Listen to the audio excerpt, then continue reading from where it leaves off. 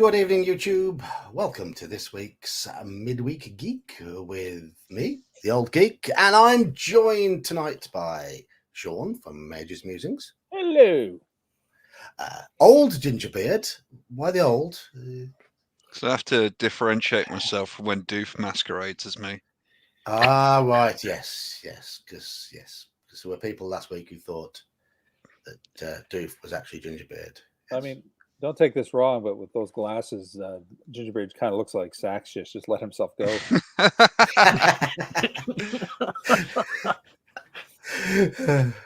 and Saxius. Hello, Saxius. How you doing? Hello. Right. And we have a few people in chat. We have Bear, the Gen X GM. Hey, Bear. Hi, Bear. Ho, Bear. That's what I'm going to say to you, Bear. I think that's what we should say. Halakar, stay on the road, keep clear of the moors, beware the moonlights. From the hilt, hello, Christopher. There's Grumpy Old Slam. The Stream Elements bot is alive. And I was going to update it. I completely forgot. What a bad streamer I am. I haven't changed it for a few weeks. And here's the Crafting Gamer. Hello. Good evening to you all. Good evening. We thought Saxius wasn't going to arrive tonight, and because it's your choice of topic, this one, Saxius, and we thought you'd let us down. Well, in true fashion to yourself, you don't tell me what topic it is until the actual day of the streaming. You should know that by now. You should still know that I am a creature of preparation. Okay. I gave you 4 or 5. So I have no clue. I've got a 20% chance or 25% chance of getting anything right. Did you roll your percentage before coming aboard? Yeah, I'm still way off. Hello, Lee. How are you? You're from Michigan, as we now know, Halakar. I don't know why I thought you were from Texas. You've said before that you're from Michigan, but I have to say, to me, this side of the Atlantic, you lot say are prone to say, "Oh, you're from England. I've got a niece in London. Do you know her?" Whereas we just think of your side of the Atlantic as America, including Canada. It's just all America. Well, we get the same thing here when we're dealing with the people from the States. It's like, hey, I know a guy in Canada. Yeah, do you know Jeff? It's like, yeah, we're all concentrated into one square block, right? Yeah. No, absolutely. Canada has a larger surface area than the USA. Mm-hmm. It's the world's second largest country. And our entire population is pretty much concentrated on the border with the United States. Yes, because no one in their right mind lives any further north than that. Mm-hmm. Apart from bears. You run. Hello, Ian. How you doing? You have said before that you live near to where that module was set. Yeah, You can tell Yog how to pronounce it properly. Saginaw. Yeah. So you're close to Detroit then. Saginaw. Saginaw's just north of Detroit, isn't it? Sorry, I don't have a map in front of me. It's Michigan. Well, speaking of that, I had that arrive this week, and my background keeps playing up. It's green screening out. It is. I finally have a proper hardcover copy of it, and that's the anthology that contains Forget Me Not. And the one I'm running for my Monday group at the moment, Ladybug, Fly Away Home, which is a modern era FBI missing person case with a Cthulhu twist. Sounds good. So Halakar's about a 5-hour drive from me. So Halakar, if you want to jump in on a game, you only have to come 5 hours. Hello, Mr. Bishop. How are you doing? I'm going to mention again that Roland, I didn't realize that he'd not played a role-playing game before. He's read a lot. He's learned a lot about them. But it's the first time he's ever jumped in on a role-playing game, and he played in with us on the Discord. Was it last Thursday or Thursday before? I was trying to think. It must have been. No, it would have been last Thursday, wouldn't it? Was it last Thursday? It's all gone in my head. Yeah, but anyway, I think he did a fine job for his first first game. I mean, and you stuck him with possibly the hardest character to use. yeah, Baptism by fire, baby. Baptism by fire. he picked the waster, the psychology student. You had the you had the young farmer, and Manfred played. Oh yes, the hard drinker, the jock, as Americans would call it. Yeah. It was meant to be from Stoke, but he had an Irish surname, so he went Irish. Yes, I mean his birthplace was Stoke, which is in the Midlands, but he did it with an Irish accent the whole time because his name was O'Shaughnessy. So okay, descendant of a line of potential immigrants. Could be most likely, yeah. We have a lot of Irish people who live over here. So yeah. Well, it was also the Emma. fun of, with the timing of your setting being late 80s, early 90s, trying to work out where and when the most previous IRA attack was. In case anyone's wondering, I'm not going to bother monetizing my midweek Geek streams now. I don't care about it anymore. It's not worth it. They've started. It's hardly worth it for the effort, and they've started. If I do click monetize, it will inflict regular adverts on people watching the streams now, rather than just beforehand.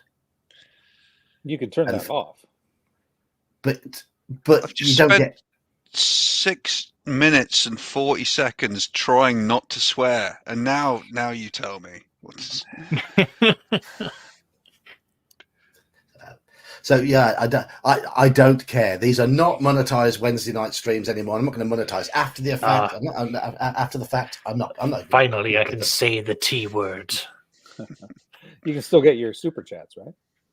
Yeah, you can do that. You can do that, but I'm not the one who needs super chats. I'm not the one who's having to, move. Not yet. So, not yet. So if you are super chatting tonight, Sean's your man. Get on his channel. Send him his way. Oh, I thank you, John. I would take your money because I am broke. I will take your subscription too. Please come watch my videos. Absolutely. It's expensive to be a wizard. All of those spell components. You have no idea. No, I don't. That's why I stick with fighters and it's rangers. Expensive to buy our toys. Oh, now, granted, this is one I already had, but I also picked another one of those up from Bear. I'm spending money I shouldn't be spending. But that was a month and a half ago, back when I, still had a prospect for work. So, Doof, we're not even got onto the topic yet, so jumping ahead a bit. We're waffling. I know, but normally we have like 10, 20 minutes of just waffle. Yeah. And then it's opening phase. Exactly. Just let it out now before we go into the actual topic at hand. Okay. So in recent weeks, I've been running lots of Call of Cthulhu, and I ran some MERP, which is relevant for tonight's topic. On Saturday, we had our first death in the MERP campaign. Sorry, Brian. So if you're watching, probably not. I imagine you're at work at the moment because you're West Coast of America. But poor Dernhelm got pierced through the heart by a powerful hillman warrior with a spear. Because the dice absolutely love me. The Roll20 dice just went berserk. And I rolled consecutive double zeros on percentile dice, followed by a 90. If you know the MERP critical tables, if you roll consecutive double zeros, it's an E critical. 90 means plus 20 to the critical roll. E critical causes plus 20 to the 90, so 110 on the critical table. On the puncture table is, I'm afraid it's instant death. There aren't many instant deaths on there, but that's one of them. So they're always memorable. Oh, it was memorable. Yeah. He reeled away, spun away, and found a safe place to die with the spear still stuck in him, which meant he succeeded in disarming the foe. which meant the party won the combat because the foe hadn't got a spear anymore. Yes. Anyhow, that's a quick summary of my games. We played some OSE on. Oh, my character's second level now. Way, hey, little Yogi the dwarf is second level, and we're getting some very nice, lovely wilderness scenes from Saxius. No, I'm just putting in the effort. Yes. Just quick praises of any games that you've played. I know, Sean, you've been a little busy recently. And any games at all? Considered on a Twilight 2000 game with all ones. So that was new. I hadn't tried that one before. I kind of like the system. It's interesting. The setting, it's modern. It's I'm more curious to see how the setting or the system plays, but we'll see. That was session 1 of 6 he expects. So it's a one-off scenario, and no other gaming. It's just been packing and prepping videos and my niece's wedding. My niece got married. I am now the proud owner of an uncle, or of a nephew, as well as a nephew-in-law. Congratulations. Gingerbeard, any games? Yeah, well, as mentioned, I was in your Call of Cthulhu game where you ran your own scenario. It's not that I don't want to talk about it, but I am wary of spoilers because you're probably going to run it again. There are other people on the Discord and elsewhere who have expressed that they want to play in it, so we will leave it there. You didn't win, though, did you? We were all alive at the end of it. Yeah, but you didn't win. What is Depends winning, on your really? perspective. Yeah. If your perspective is that my character sheet is still applicable for the next session. No, it wouldn't be. I mean, you won because I stayed awake for the whole Call of Cthulhu session this time. So. On a Thursday night, that's on a Thursday night. Yeah. But no, you all got arrested, didn't you, at the end? Which at least is not going insane or, whatever else can happen. You're just going to spend 20 odd years inside. In the economic climate that your thing is set in, that's probably actually a luxury. Fair enough. Also played in Gene's OSE game, which was enjoyable. Probably should have been me running that Saturday, but for whatever reason, it ended up being Gene, which was good. Yeah. And Saxius? So I haven't had this past weekend. I didn't have a game. I had one the weekend before. That was primarily just because one player couldn't make it. I just had a session with the fighter of the group, just for him to get acclimatized for his character, given that we haven't had any serious actual combats. So he got to sort of see what it's like to be a level 10 fighter with gauntlets of ogre strength, with a +3 morning star of fire or flame, and all the other wonderful bonuses that comes with being a fighter at high level. So he got acclimatized for that. That was pretty much it. Outside of that, last week I was, as I mentioned last stream, I was just ill. I've not really done anything. I've just been just recovering, and now I'm back to normal, and I'm having to catch up for this weekend's set of games. Fair enough. Hello, Daniel. Hello, RoboFeeny. Coming in on Mage's link, I believe. Yeah, he's on mine. We are Simulstreaming. Elfbait will be with us later. His channel is currently streaming it as well. And we are joined by Gingerbeard. You appear to have a doppelganger. What's up? He got all the superior genetics. And Andy's here as well. Hello, Andy. How are you doing? Right. Well, they're all Saxius clones at various stages of development. Yeah. What is this about? Right. Yeah, slightly reddish beards. I mean, I know the official Gingerbeard has the least ginger beard now. It's an ironic name. And yet you're stuck with it. Yeah. Well. Just in time for your workout, all ones. That sounds a bit energetic. So, do we sort of inspire you to lift more?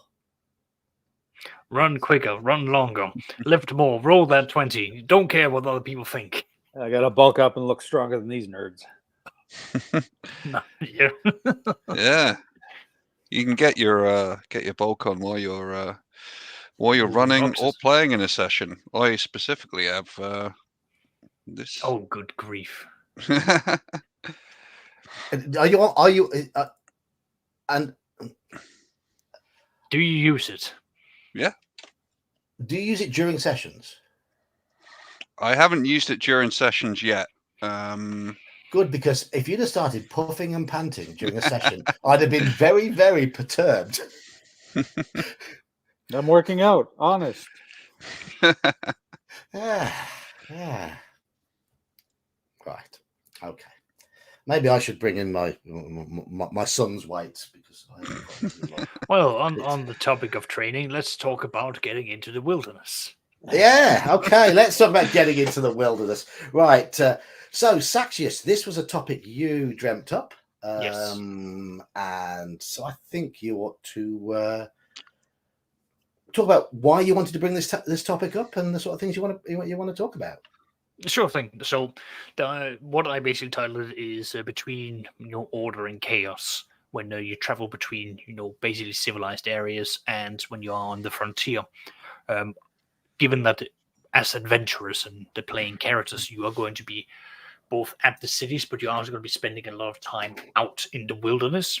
Now, the question often basically boils down to, since there's a lot of adventures and there's a lot of conflict that the players come across in their sessions, what kind of how do we as DMs and how as players, how do we handle the in between civilizations or between cities? How do we portray whether there is law and order, or how do we portray that you are now at the frontier, now into true wilderness? What do we do for that, both for the encounters, combat and non-combat oriented? What do we do to differentiate it? When you're out in the wilderness, how much emphasis do you put upon the sounds, the smells, the general perceptions and intake of information for the players? Not to mention that what are the details that you start focusing on, such as rations, the amount of drink or water that the team travels around with. Basically, when you're between those two hubs of where you've got your daily comfort, such as inns and taverns and water wells, how do we go about immersing the players into that? That was basically where I came from when I thought that up. Okay. Right. So my first comeback on that is I think the answer to the question is very much system dependent. Different games promote different styles of play. And some games are a lot more geared towards the travel than others. Mm-hmm. Personally, most of us are, obviously we're all from D&D backgrounds, and for in the oldest editions of D&D, it was basically assumed, here are the characters, here's the dungeon. The dungeon was the adventure, going back to the mid 70s, and I remember that sort of. My first experience of anything different to that was with Expert D&D, because I got the Isle of Dread in the pack, which obviously that's more than just a difference between a civilized area and the travel to the location. The wilderness was the adventure in that scenario. But equally, you had the Keep on the Borderlands, which is specifically set in it's meant to be quite a borderland area, fairly wild area. That infamous keep, is meant to be on the fringes of civilization. Anything beyond the keep is chaos, the caves of chaos.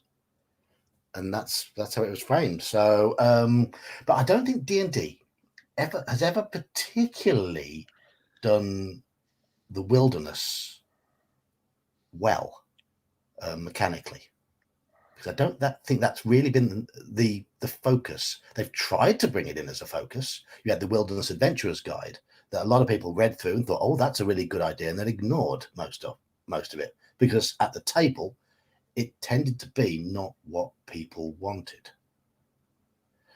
Just gonna say, thank you, Hungar. We have Hungar throwing the compliments in our direction, because of course nerd is a compliment in these these parts. So yes, indeed, kick him in the nuts. Kick them indeed in the nuts. Oh, Thomas is here as well. Hello, Thomas. So lots of people diving in. Anyway, there are other systems that have done the whole wilderness thing a lot better. You'll hear Omanal mention Forbidden Lands a lot. It's not something I've read, it's something I do want to read. But personally, you've got... I pay a lot of attention to the wilderness section if I'm running MERP, because as far as I'm concerned, MERP, it's based on the Lord of the Rings world.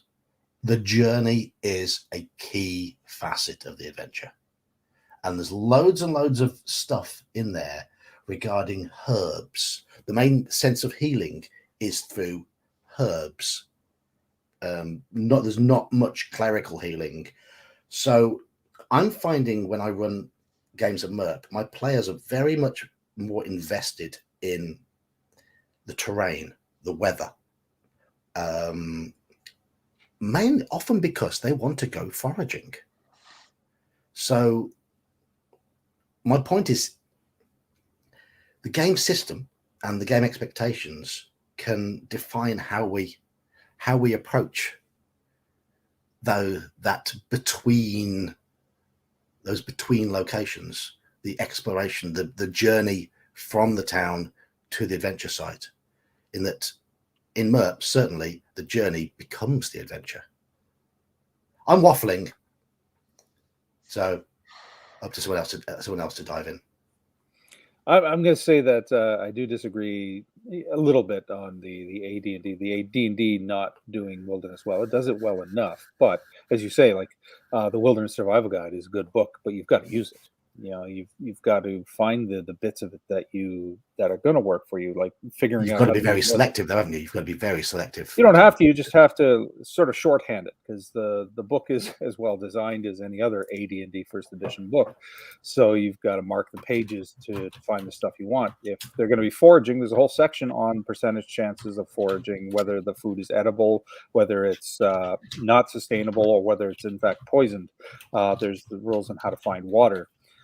And all of that's going to be irrelevant if your players know where they're going, and they can just provision and go right to wherever dungeon or city or whatever they're heading to.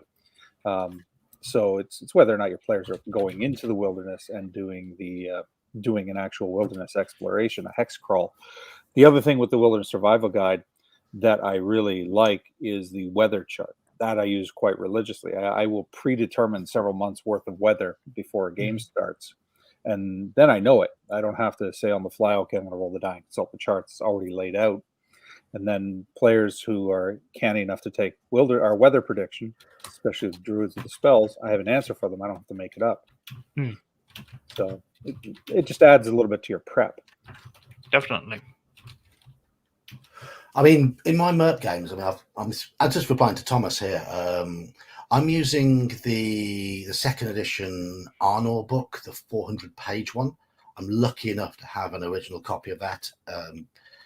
I wouldn't consider buying it now because of the stupid prices that it goes for. But if you can find it somewhere, hint, hint, then it is well worth looking into, because there's a lot of information in there regarding flora and fauna and herbs and climate and terrain and what have you. But it is but it's like most MERP books, it's not the best laid out. You have to go digging.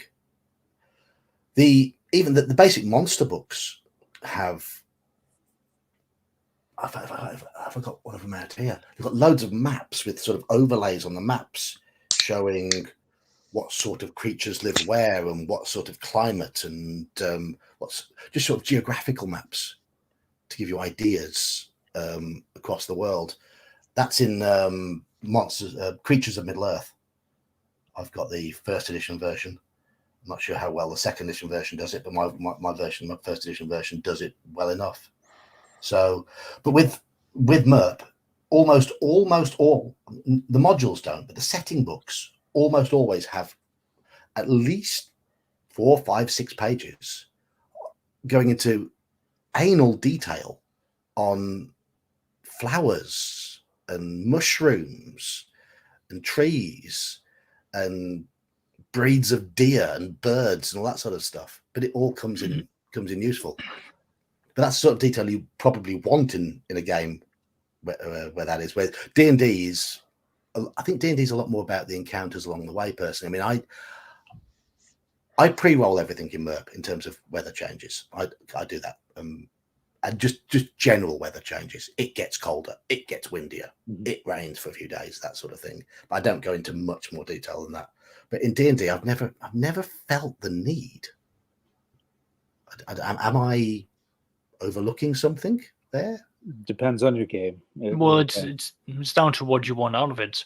I mean, the reasons why I bring it up is that I remember a couple of years. Well, I'll say a couple. It's almost been a decade, almost 10 years ago. I did have a player make an offhand remark that he was noticing that there wasn't a lot of activity whenever they went out traveling between towns, and I realized, oh, that's actually correct. There should be patrols. There should be, more than just, the random encounters, because it very much felt like the moment that they left the walls of a city inside of an established kingdom, suddenly it was just bandit country, even though it was meant to be taxed and regulated lands.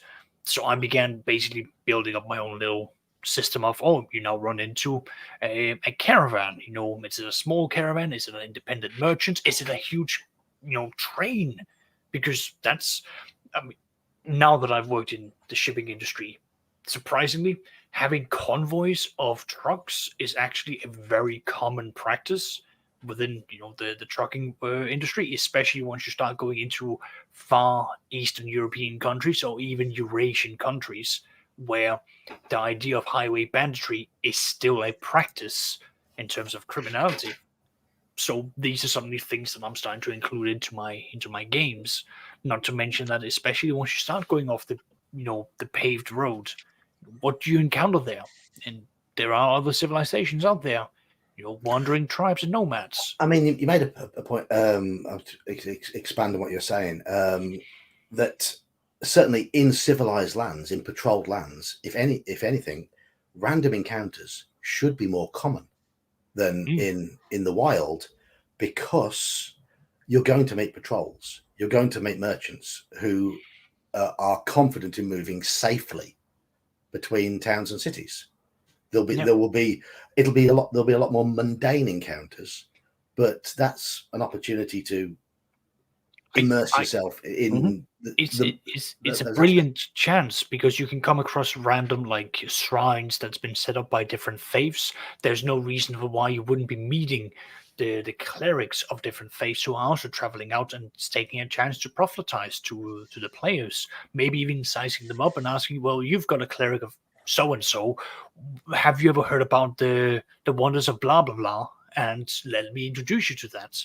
I mean, that's one thing that I've done a few times, and the playing character on the PC that was the cleric, they would get very protective about their flock, because all of a sudden, oh no, do not listen to these blasphemers. Shoo, go away.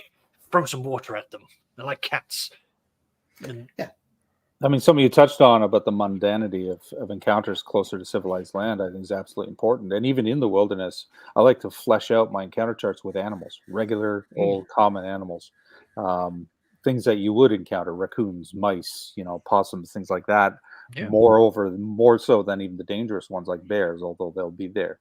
And I remember a player laughing and said, "Why do you have mice on your encounter chart?" right? And then yeah, exactly. You laugh because you know what's coming. Then when they found mice droppings all through their packs where their food was, like, crap, our food is tainted. Yeah. Right. Exactly, and along with that, you can also encounter rats, and then suddenly the question becomes like: is it a rat? Is this big rat just a very well-fed one, or is it potentially a were-rat? Well, now we're getting different questions that are being asked. Right, and we're going to go now to probably our most old school player, our youngest member of the panel tonight is probably our most old school of all of us, because you run AD&D First Edition, you run pretty much by the book, and how do you deal with the wilderness encounters and making the wilderness pop? Well, for what you just talked about, I would argue that you would want less encounters in inhabited areas, as the encounters would be less interesting. So you don't you don't have them just meeting random merchants, or you do? When they matter. No, not really. I would not go into details with those things, as if the players do want to talk to the clerics, they could just go into town. I mean, yes, there is that. For quote unquote making the wilderness pop, I don't really know, as when I made the switch to first edition, since I made the switch to first edition, I've had a lot less wilderness encounters, and I suspect that it's actually not designed to be a mode of play. Doof says he doesn't know, but I have a vivid memory of his basic West March. One of the games coming across that barrel of pickles, and just that whole session just sticks out to me, especially having like Milan, Gabor Lux, a guy who's written amazing adventures, and just seeing him tackle this mysterious barrel of pickles that you had put in a hex in the middle of nowhere. That will always stick with me. So I think you're underselling yourself a bit there, too. Was that a completely pickles in the middle of this hex? Was it just a completely random, spur of the moment encounter, the barrel of pickles? No, I had noted down that there was a barrel of pickles in that hex, and a crater, and that's it. But that was it. Improvised from there and just let it go. They clearly found the more interesting one of them, the pickles. So it's like, why is it here? What's inside of it? Can we drink the water? Can we eat the things? Do we have to bring it back? Is there a bounty on it? Are they magical? Quickly, wizards, cast magic upon it. There's nothing. Did you look well enough? Did you roll your percentages? See, yes, it's like putting a door in front of the party. They will overanalyze, they will over-research, they will overperform, and you will get the desired effects. So, yeah, definitely. You hope for wilderness adventures to become more of a thing when my players push through name levels, when they are actually establishing domains, because that is when I expect the wilderness encounter tables to actually be of use. Omenal's already mentioned certainly the Fiend Folio and Monster Manual 2 had wilderness orientated encounter tables, very, very thorough ones. And I know second edition's Monstrous Manual had quite a bit on the various on the wilderness as well. So there were clearly attempts in AD&D to really bring the wilderness into play. It's just, for me, someone in chat, they mentioned things like the survival aspects. I don't think the survival aspects were really baked into the rules of AD&D all that well. I know there's something about having a small penalty if you haven't eaten in one of the books. Yeah, somewhere. I'm quite sure it was. I think it might have been covered in the survival guides, but I know in second edition it was brought up because I know at least of memory that in 5th edition, it also mentions that if you don't eat at least a pound of your rations a day, then you will garner up exhaustion points. The problem in 5th edition is it's so easy for characters to get a background or a skill that completely nullifies any need to carry Well, rations. that's because they've intentionally gone out and said our focus is not on that, although you can make it because there are optional rules that you can bring out to make it so, and they're also found in the DMG. They're baked into the system. The point Exhaustion. Everyone ignores exhaustion. Well, they Because can. it's horrible. Like the way that exhaustion scales in 5e, like it jumps through like different kind of effects on things. Like there's no kind of logic that sees it through every level. That's why people just like go like. Let's not get bogged down on that specific one. That's for 5th edition. If we go into the more AD&D versions, if you want to make the focus on the survival, there are numerous reasons for why that should be brought out. Look at the majority of the places that you're going to be going to. It is abandoned tombs and dungeons that are far away from civilization. Keep on the borderlands. You're not exactly around the corner for any form of shop or supply lines. You are going to have to stock up. Sorry, go on. No, I was just saying, keep in the borderlands, though, that is your safe haven. That is the supply line. That's the end of the supply chain. Yeah. It's fortified by whatever government. But if you're, as you say, if you're doing a deep excavation in some ruin because you're treasure hunting and there's no nearby fortification or safe place to go, then you have to really consider what you're doing. Oh, absolutely.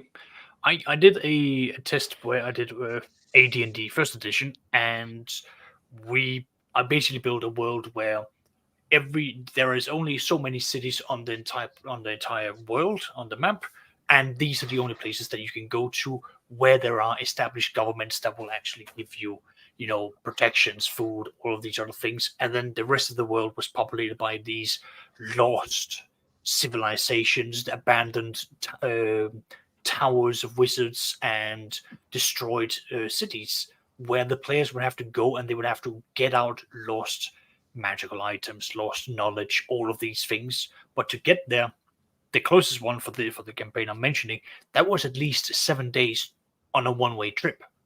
So that was 7 days of preparations, and then you get there. Now you're going to have to do excavation. Well, unless the players are going to go down there with their own shovels and buckets and everything else, they're going to have to start hiring caravans. And then that became an entire thing of doing odd jobs around the city, garnering up the money to launch a daring expedition, to suddenly go out there and to excavate.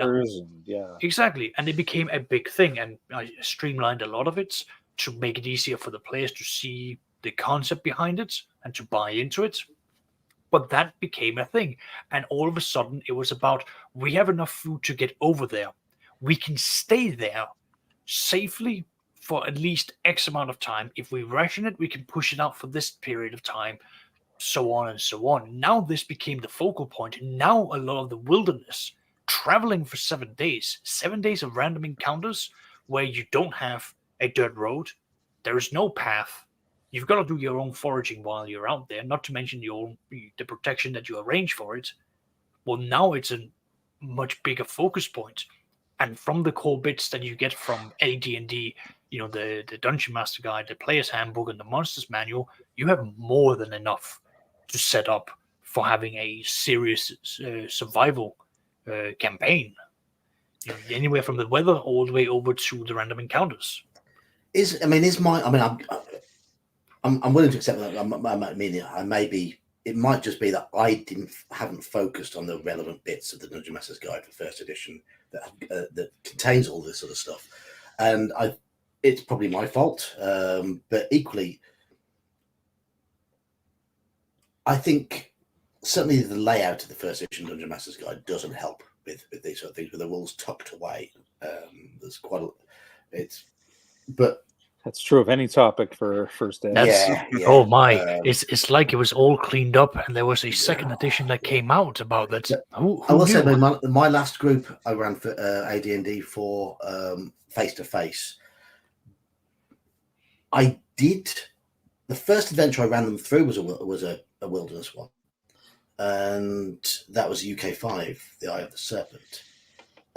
But having played that and having played a number of other adventures, they were very much the type of group who weren't overly interested in charting encumbrance exactly. And for wilderness adventure, I think you've got to be on top of that all the time. And they didn't seem to be all that engaged. It might be down to me as much as anything in the travel. They wanted to get to the next memorable location. I think that is the kind of downside with because you always find rules for stuff with the wilderness. And Andy Hewson had a comment at like 9:26 where it's kind of, is it that one?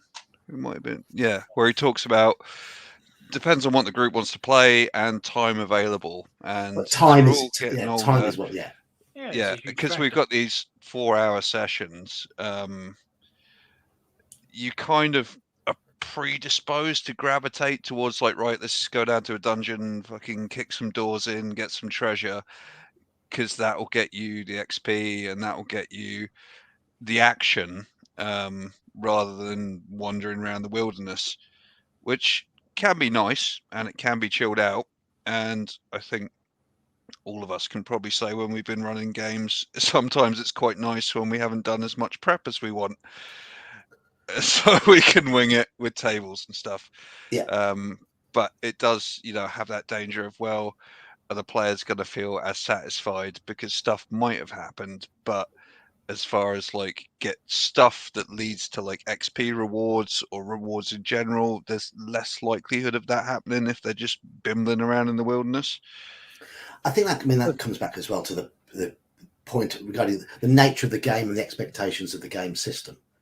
My MERP group, we play on Discord once every 2 weeks for about 3 hours. Yeah, we played for about 5 hours this week, but normally it's about 3 hours.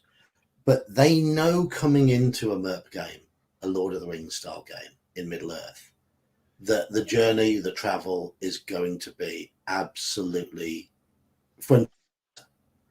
So what I'm finding from that group is they've spent lots of time on their preparation.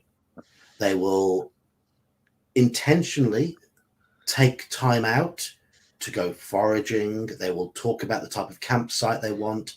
They will talk about the preparations they want to make for their campsite.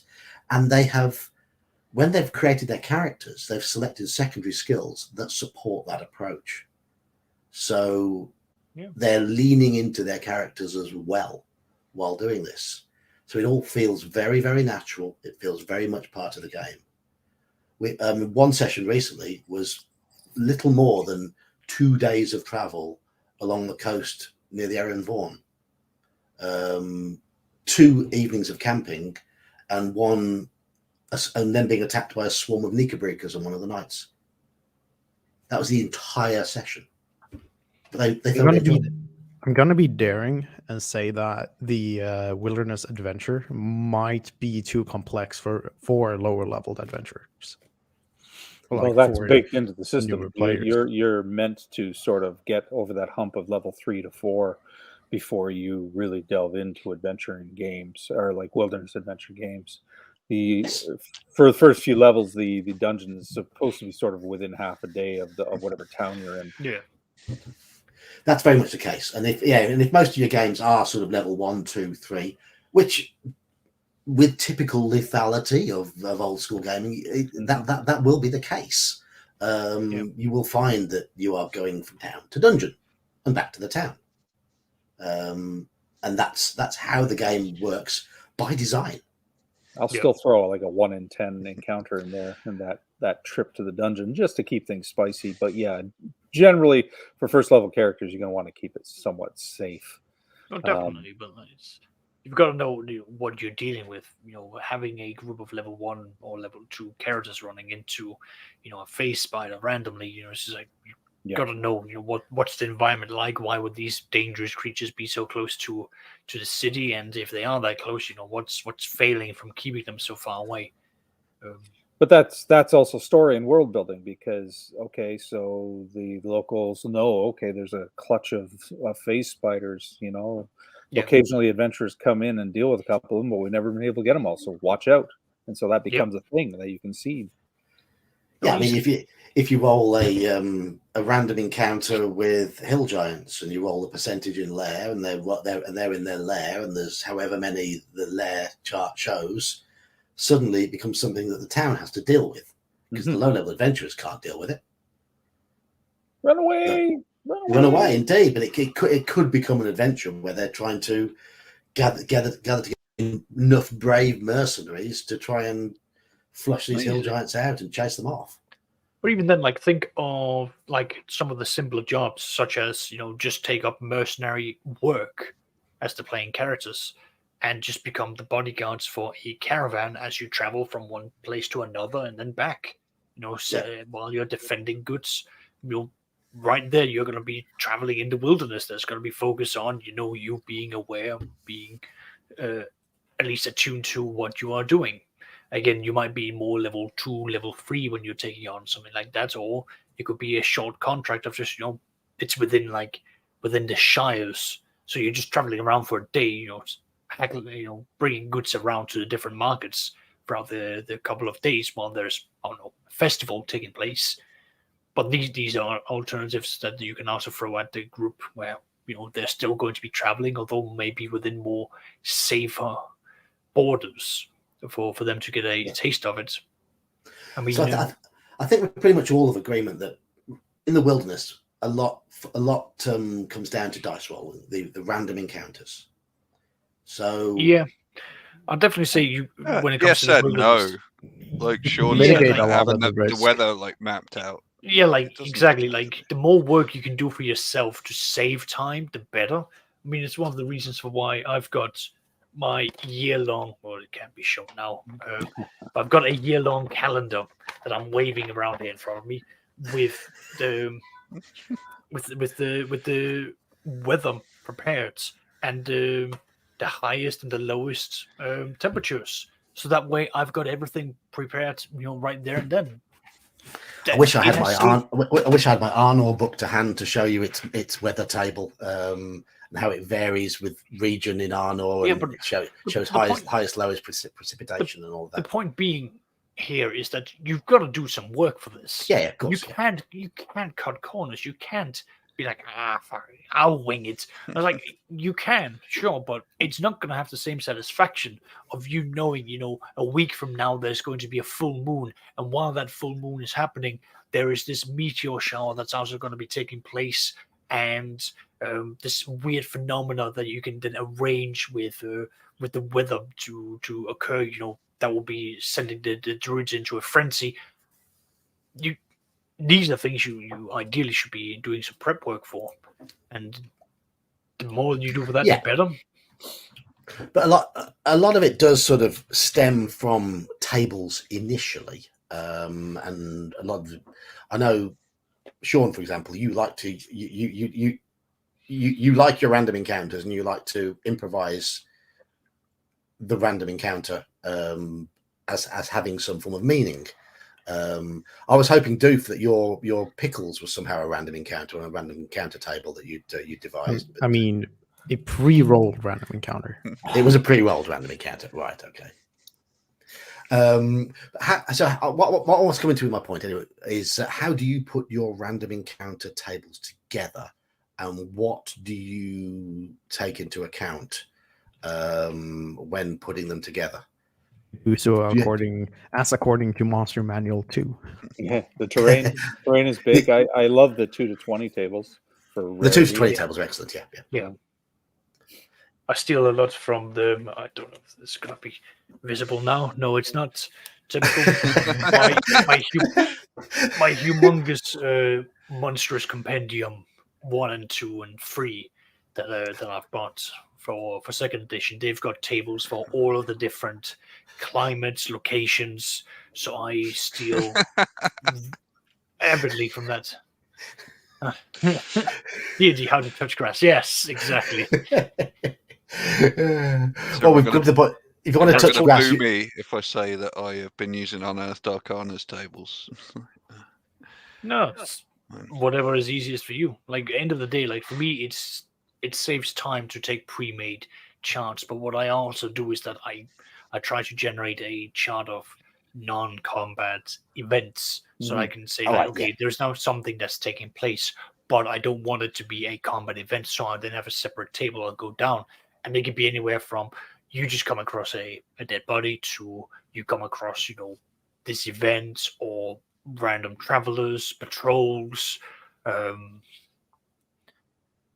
Someone has decided like, oh, do you need a hare's foot? A charlatan. Having these other things that you can come across, at least when you're on the road, that makes it a little bit more interesting. Or if I feel particularly adventurous, why not just roll up a caravan of merchants, but it's from hobgoblins traveling across with their own, guards and everything, traveling between, cities of monsters. Aha! Now the players are going to be interested. Are they going to attack it and see what they can find out, or trail it? They trade. Right. Trade, So the types of monsters. This is to do with the point. Do you remove the monsters on those tables in the monster manual or monster companion that are too dangerous, or do you just go with it as is and let them deal with it? If I'm using a pre-written one, I just use what's there. But you also have to understand that just because the encounter comes up doesn't mean you have to have the creature land in front of them and attack. There's any number of ways of presenting it. Like maybe Reaction rolls, baby. Reaction rolls or seating. If there's no surprise, if there's surprise, then yes, drop it right in front of them because that's the point. But if there's no surprise, a group of first levels I was running, they had a manticore encounter, and so I had one of them notice the manticore spikes sticking out of a nearby tree bark, and they're like, oh, that's not good, right? And so they took precautions and tried to hide. Whereas if there was surprise, obviously the manticore could just come in on them, or they might catch it by surprise. But things like that, you don't have to just attack, and it doesn't have to be a combat counter. The encounter will inform what direction the players choose to go. I would also argue that if you're heading into the wilderness without a ring of scouts around your party, you're doing something wrong. Mm-hmm. Well, it depends on how far away you are from civilization, at least from my view. How far away from a major settlement are you? Because a major settlement will go out of its way to cull or control the creatures in its most nearest vicinity to minimize raids, attacks, and livestock being, threatened. So if they've just about left the city and rolling up for a wyvern to happen, I'd look at that and be thinking more along the lines of maybe not so much of wyvern, it'll be more of a contingent of knights of an equivalent strength that is traveling out on their own mission. To me, it's more of a gauge to also see, okay, if you're close to somewhere, what are the strength levels that I'm dealing with? And then I can adjust it according to what I think is most appropriate in that situation. Straw Piglet, this is what if you've seen my video on doing skill checks in old school D&D, this is what rolling 3d6, 4d6 or 5d6 against intelligence or wisdom based on what the character might know. That's where that comes in. Yeah, pretty much. Depending on questions they ask, you seed them hints, whatever you feel is necessary. Even if that means telling them outright, you recognize it's a manticore spike, if there's a reason to do so. If they roll really well, then if they've encountered manticores before or now in the first level group, they hadn't, but you might deal with a 7th level group that's fought them before. It's like, yeah, you recognize that. There's no need to be coy. They've picked them out of their belly before, haven't they? Yeah. Where was the other one? Simple answer to this one from Andy, I think, is yes. Wilderness encounters are much easier to incorporate in a sandbox. In fact, they help create the game story. The last time I ran for the OSE game, I actually rolled that you guys got lost on your way to the Black Knight's castle. Sorry, the Chevalier Noir.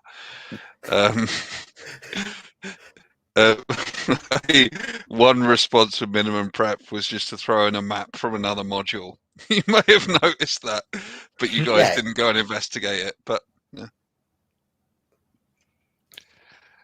we got lost on a road because the DM hadn't prepped. No, you got lost because the roll said you got lost. I don't think I was in that one, but No, you weren't. Yeah, that's Well, it's because I've usually got about 3 modules prepped, and so the answer was to throw in the module that you weren't heading towards. that was the session that Albertus was most indignant about having to joust against a female knight. I know you're not monetizing this, but let's stop that right now. He's an old school paladin. He's an old school paladin. I mean, female knights. What on earth is the world coming to? I don't know why you decided to play some sort of DK paladin, but I just thought I'd lean into the paladin law, the old school paladin stereotype. Yeah, it is funny to like make him so lawful stupid that it kind of comes back round, and yeah, he's not all that stupid. He's just very old fashioned. And back on topic. Very old fashioned. But yeah, so when it comes to those random encounters, that I often use it as a guideline for what like the strength that I would be using. But it's, as I said, it's depending on how far away they are from a civilization. Yeah, maybe it's just because I tend to take things to certain extremes when it comes to the logical conclusion, such as a town would have a certain radius where they would be making sure you won't be having too many kobolds, goblins, wyverns, and manticores just roaming around without being challenged at the very least. And those are the sort of things that would be rather quickly responded to. Very few things would be, more or less ignored, like a rock coming down and taking 1 or 2 cows every 2 or 3 months. That's hardly the thing that the lords and ladies are going to be investing too much gold into, unless they can gain something out of a dead rock. I only mention that because that's something that happened in my Saturday game, and yeah, the number of cows disappeared under the players' ownership, and they took it personally. I think regarding having sort of regions of varying difficulty and varying civilization and varying degrees of wildness. Yes, you can certainly in a sandbox game. And going back to Doof's point earlier regarding name levels, you can have it can be a really good plot hook for a name level campaign to civilize an area, to pacify. Players do that on their own. That's right in there. That's the fighter and cleric class. You pacify, build a keep, build a stronghold, and that's do they civilize an area or do they uncivilize an area when the players get there? Well, the idea is that they're supposed to. Different players always have different tangents. Yeah. Like I know, back to Doof's like pedantic march. I know there's me and a couple of others who were seriously like considering like a road building project or something like that when it started winding down, because that was what we were interested in. We wanted to build roads all over your wonderful world that you'd given us. Amazing. Yeah. Well, it's the same thing with take the OSE game. Everything I keep hearing about it, the wonderful land of Yule, and the fact that you've got a tax officer and administrator who seems to be the source of all commerce. That right there is, again, that's a different direction that the players can take it. Rather than being the one who comes out and tames the land, just take the very bit of frontier and just establish themselves for being in control there. That reminds me, I need to bring him into the game a little bit more. I mean, certainly he needs to start flashing. He needs to start flashing his wealth a little more.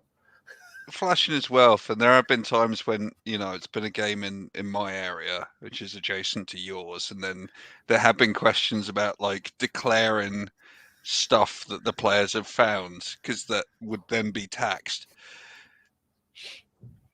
Yeah, But also another thing that I remember when I read a 3.5 book was when a character became so basically name leveled, rather than being a person who sort of like kept the order, because he was so famous, he attracted the chaotic creatures to come and challenge him because he was keeping order.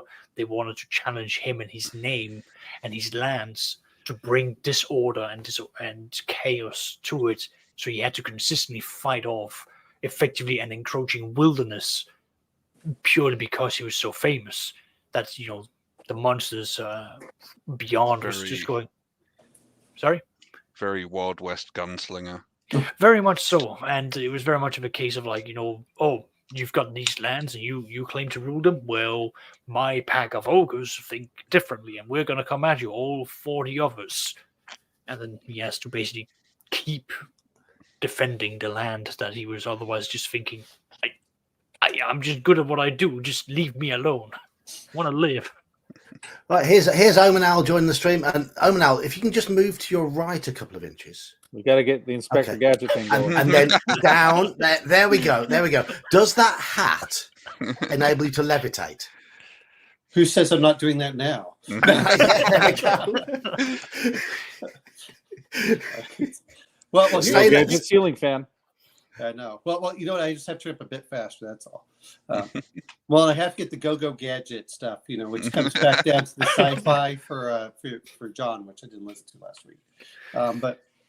But no, I mean, when we're talking about these random encounters, and I like random encounters, I think that a lot of times, and I've been noticing this in older books and stuff, is I like the kind of unique encounters. You don't. And to be fair, I kind of like having random encounters that make sense. I don't want to find a dragon near civilization. That to me is something further away. And to be fair, a dragon can fly 200 miles pretty quickly and go back. So he doesn't have to even be close. So, and I understand you can go through, but like, well, I don't want that as the whole plot of what's going in there. But like you were talking about with knights, well, you know what? If you get in the Warhammer, you have road wardens. And that's kind of nice. You have a few mutants over here. You can set it kind of level appropriate. And when I say level appropriate, don't get me wrong, that doesn't mean that it's a cakewalk. It's like, oh, your first through third level characters are still going to meet 6th and 7th level monsters, which are still pretty terrifying. I mean, but it's not. But it's not like, Attack of the Hill Giants. Well, look, that's going to be a whole plot right into there. You get straight into almost like the H1 level. And I'm like, well, do I want to ramp up the game that much early on? Probably not. So that's why when we talk about the keeping the borderlands, okay, as you get close, you get the lower level monsters. Then when you go further out, you get higher and higher level monsters. The other part is that it also makes their rarity special. Well, that's where those 2d20 tables come in some of the books, where numbers 2 and 20 are very rare. Yeah. Well, and in Dark Sun, because I was looking through it as well, please go to subtable B, go to subtable C, and you get multiple tables in there. But I just like the old D20 or like you said, 2D10 and some of the stuff that they have for the OSC. Like, oh, okay, if you roll a 20, you get to see the magical unicorn. All right, it doesn't. I don't expect them to kill it. It's just something special that's out there that may help them out if they've gotten poisoned or something. Not always does it have to be a negative, I think. It allows you to say, oh, wow, we saw the unicorn. Okay. And that's you can put rumors in there. That's the other part, too. It's like, I think whenever we're talking about monsters, boy, seeding rumors all over the town makes for things a lot more. So players actually go look out. Oh, is that a dragon? No, it's not a dragon. It's a worm. It makes the big difference. It's just a basilisk. Go look it in the eye. Yeah, exactly. It's just a basilisk. Wow. Hello, bear. We're not a pride. We've encountered a bear in the wilderness. Yeah. We'll get to Brady Bunch. I am gonna drop out. Oh. Before I do, I think it just struck me because Almanel mentioned Warhammer Fantasy. One of the things I always wanted to throw in, which they talk about, I think in the first book of the Enemy Within Warhammer Fantasy RPG campaign, is, and it works in the setting of Warhammer Fantasy because the Emperor constantly has to pass new taxes because his taxes get vetoed by like half the elector counts, so they don't apply to them. So he has to keep up, like making more and more taxes. So it's a common scam in the Warhammer Empire for people to masquerade as tax collectors, demanding a tax, and most people will pay up because they're so used to just having tax upon tax upon tax dropped on them. So that is always an encounter I'd love to throw into a game. And it works multiple times because maybe the low level party, they do pay up because otherwise what they're going to get the shit beaten out of them. But then it happens later and they realize it's a scam and hey, let's kill those bastards. And actually, I've been reading The Enemy Within, so you're starting to go through the books and Death on the Right. Those are actually, I honestly think that, when we talk about the adventure, it's those, what I want to call them, semi-civilized areas that get very interesting. They're not the super dangerous, there's no help there, but it's still it's dangerous to go between two major towns because there are mutants or something out there, or brigands or things like that will waylay you. Or even if they're just humans, it's like Jabberwocky. Like everyone's just like a dirt-eating peasant who is scum. Yeah. I'll leave you on that note. All right. Happy days. I'm also leaving. I'll Ginger try not Beards to be the out. person that I show up and all the Gingerbeards leave. Wow. That doesn't make me sad. At least Saksha stayed, so I don't feel completely like snubbed. Jeez. Jeez. Mean crowd. Hello, Bear. How are you? Oh, life is but a dream, as you may notice behind me. Yes, but what type of dream is the question? The one that you want to wake up from. Indeed, yes, and I will Sunday after I get moved, and life will be better. And yay! Oh, you're house sitting a dog again. I've got a dog. Yeah. Wait. Have you adopted one now, or no? This is dog sitting and house sitting gig number 2 this month. Okay. Well, I've got asshole number 1 here and asshole number 2 there, and they're both wondering when I'm going to go give them food. And he has cats too. Just look at the bewildered face.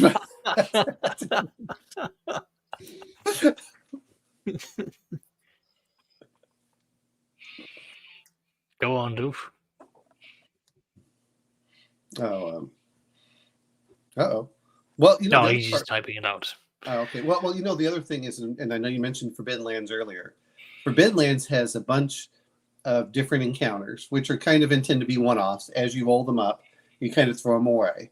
And it has 36 different encounters as you go through, and it has like, oh, you found so and so, and then another group is, oh, you found this group that's looking for that other one that you were trying to talk to, and they have they're in conflict with each other. So how do you deal with that?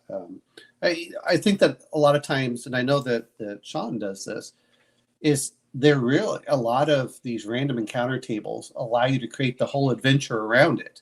Like you said, if I put in a hill giant in a low level group, I want a reason for it, not just because it's random. Funny you should mention hill giants, because in my OSE game, I'm coming to this session in the recaps, but they encountered a hill giant randomly, and I tied it in with Caves of Chaos. So the ogre they dispatched was replaced with a hill giant, and now they're like, we can't go back to the caves. There's a hill giant there now. We need more videos so we can catch up. No. Yeah, well, I'm going to plan to get them caught up in October. I'm just teasing you, Sean, because that's the highlight of my. An Alchem went right. I didn't realize my microphone was muted. How long has it been? How long have I been muted for? We don't know, but it's been quiet for a while. At least 5 minutes. Okay. I do apologize. I did say goodbye to Gingerbeard, and I did say goodbye to Doof. You probably didn't hear me because my microphone was muted. Anyway, as I was trying to say, Bear. Yeah. What are your techniques though for making the wilderness work? Making it pop? Making it work? Yeah, the bit between the town and the dungeon or the. No, I don't know what that is. I'm sorry, I've never heard of this wilderness. I don't know what this is. I have no idea. Dude, it's the wilderness. It's dangerous. Weather is the greatest threat you can put on your players at all times. Adventures in Middle Earth has a fantastic journey mechanic that is. I was going to absolutely bring that up astounding. later on in the stream. Well done. You've dived in ahead of me. Yes, yes. There we go. Random encounters are fun. Listen, the longest campaign I was a player in, as near as we could tell, our DM never created the world beyond the woods. So we wandered around the woods for like 20 sessions, just from random encounter to random encounter, and eventually we found a wall, and we were like, "Where's this wall go? I don't know. Let's follow it," and it never went anywhere. Oh, So, I was just thinking he kept rolling that they kept getting lost, and you never went beyond 2 hexes. Yes, we were wandering in the desert for 40 years, sir. Shalom. Yes. I wanted this one first. Now, yes, so certainly different types of wilderness, different types of creatures. But if you are in a woodland setting, leaning into the nature of the fact is a good way of making the woodland feel more ominous, because the Fae are otherworldly. They should be otherworldly. They should not understand the ways of humankind. And the following comment, reskinning everything as just another human. Yeah, that comes back to another one of my videos I did recently about role-playing other races. Try and lean into the tropes and make race interesting, but within the boundaries of what people expect the race to be at the table, because it helps people imagine the race. You can have frivolous a group of satyrs, for example, who are frivolous, playful, somewhat debauched, but you can have them at different degrees of frivolity. You can give them different personalities within those boundaries, but they should feel different. They should not feel like humans. I'm going to bring up The Hobbit, where Gandalf told him, "Do not get off the road." So you can leave it so there's different levels of encounters depending how far away they get, even just from that aspect, which is, you're safe on the road for the most part. Yeah, you're going to meet a few things here and there, but when you go in, that's when you get those big spiders and stuff. And that's why people say that. I'm going to disagree with you on that, Omanel, and here's why. Because what we think of as a road in a medieval setting is very clearly a Victorian road, and we're not, or even a Roman road. We're not thinking of what most roads were, which were greenways, where there was a couple of, maybe if you're lucky, there was a couple of ruts from carriages that had gone through, or carts, but otherwise it was just maybe overgrown, maybe flooded out, maybe led to a cliff. And that's the fun part, is when you get them on those roads where they're wandering the woods. That's why you need a ranger, because those roads, the animals don't give a flying two figs that it's a road, and the monsters don't care. In fact, that's the best thing for the monsters, because that's where they're going to get more of the juicy, tasty food they like. Game trail. Else. Yeah, yes. Well, I'm not disagreeing with the game trails, but I have seen plenty of paths that are taken that are pretty well used, and but again, that's the point of, if you're between two major trade centers or anything else, and what's in between, that's what you can get. But I agree with you. Once you go past those little, and again, this is where it comes into concentric circles. As you start getting further and further out, there's less and less that Sure. Don't go past that's right in there in the AD&D encounters. Like they say, if you're close to a civilized, pacified area, your encounter is 1 in 20. As you get further out, it's 1 in 12, and then if you're in deep wilderness, you're 1 in 10. Right? Yeah. This was one of Doof's parting comments. One of these wilderness difficulty encounters are banded with uncivilized versus civilized and different biomes. Oh yeah, that's nice. I mean, I like to create my own tables, to be honest. I like to tinker with those rather than use the ones in the book. But I designed an entire setting where the entire idea is don't go out into the wilderness. Every civilization is 1 day's away from each other. And if you get stuck outside after dark, you're fucked.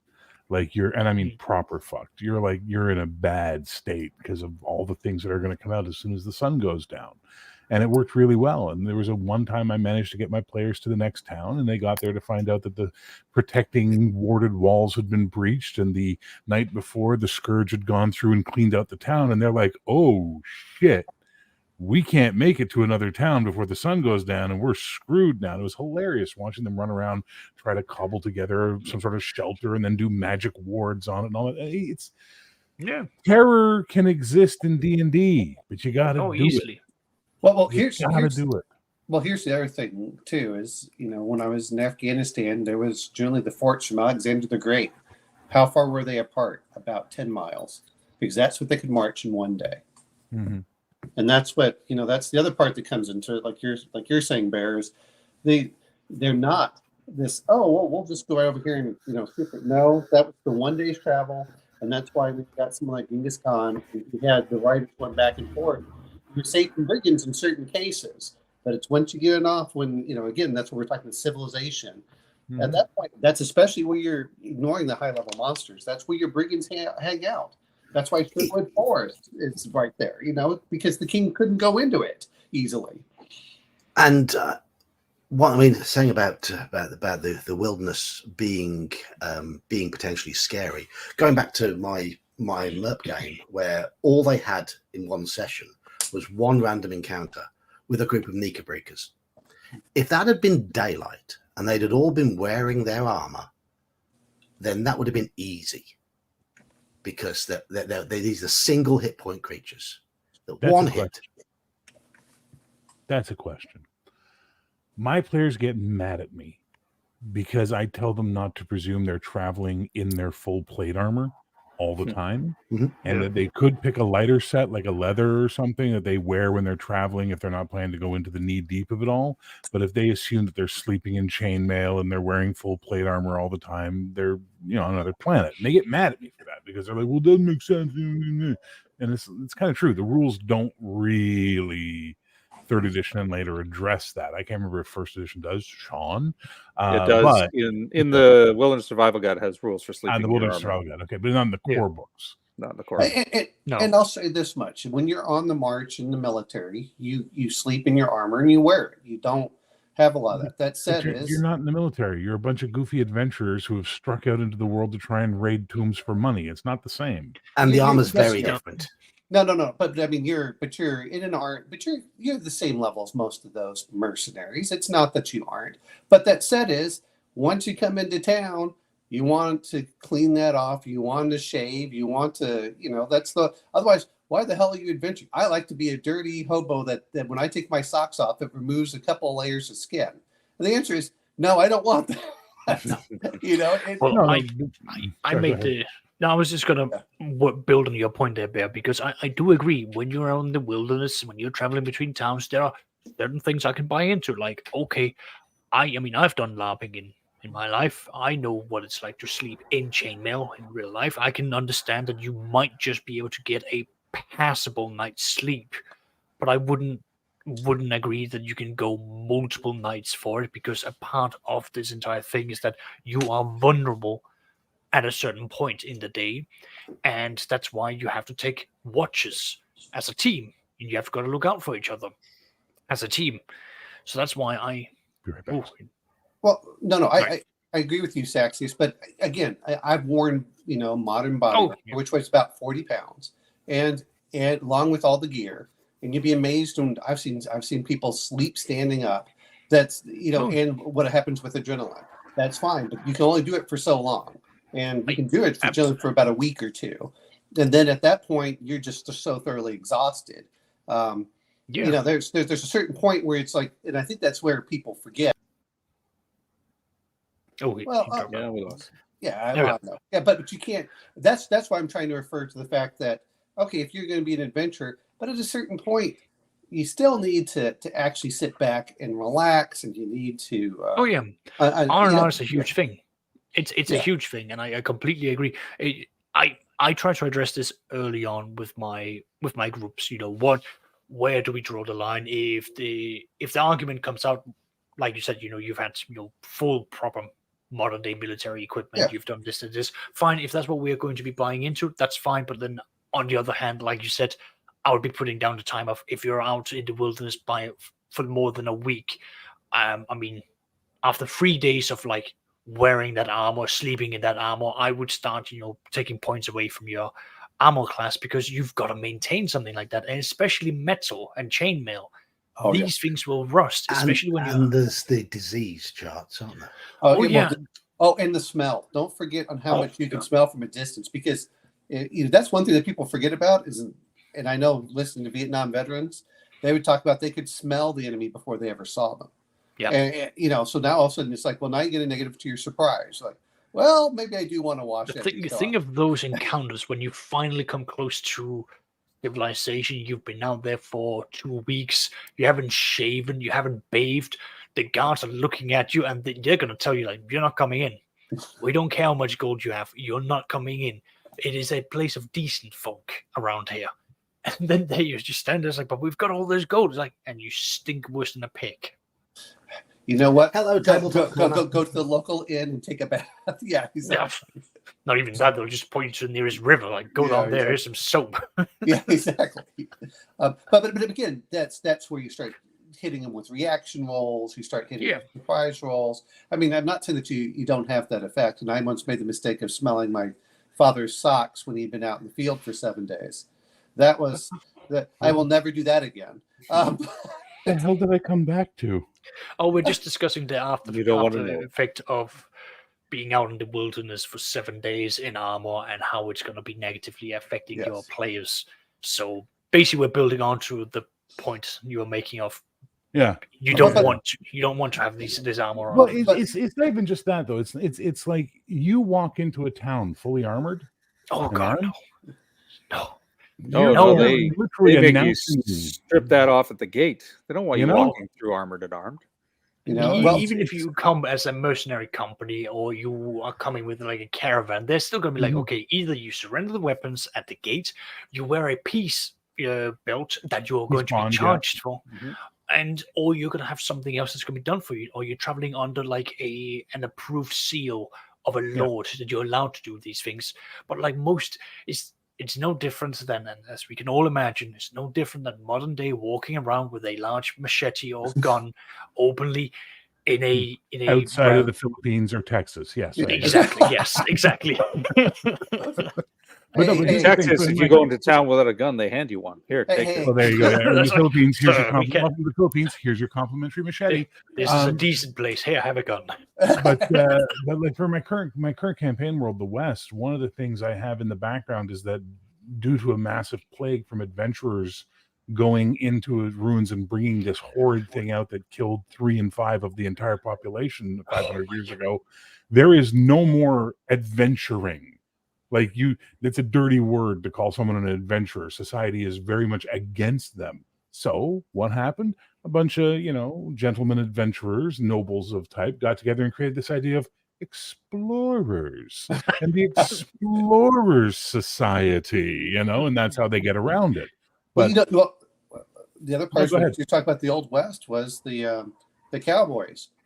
If you're not from this town, you stay on this side of the tracks. Because depends where you went, the decent folk live over here. The other part is, and I know that Warhammer does a better job than AD&D did. Social class is a huge factor. And the other part is that if you look at a lot of the armors, whether you're full plate or field plate, that's a thing of status. And to come back with it rusted and stuff, no, that's you get a negative for that. And sometimes I think that's an area that I wish that was done more often. Yes. Well, and this is one of the problems I have with the D&D thing. So it's okay to say D&D does this, does that, do that. But you got to go to stuff like the Wilderness Survival Guide. You got to go to all these external stuff. But if you take the core basic D&D, any edition, it really skirts around this whole thing. It really kind of avoids it a lot of the time. And it gives players that video game feeling, or worse, that Saturday morning cartoon feeling, whereas how long has Daphne been wearing that purple fucking dress? Like, does Fred wash that fucking ascot? Because every time I see Shaggy, he's in the same green t-shirt. And you go, once you get that level of a mentality going, it's very hard to bring verisimilitude into your game and get players to take it seriously because they're in the Saturday morning mentality. So you got to hit it right out of the gate, and it's got to be mostly house rules or expanded rules, like Sean was saying, for like the Wilderness Survival's Guide.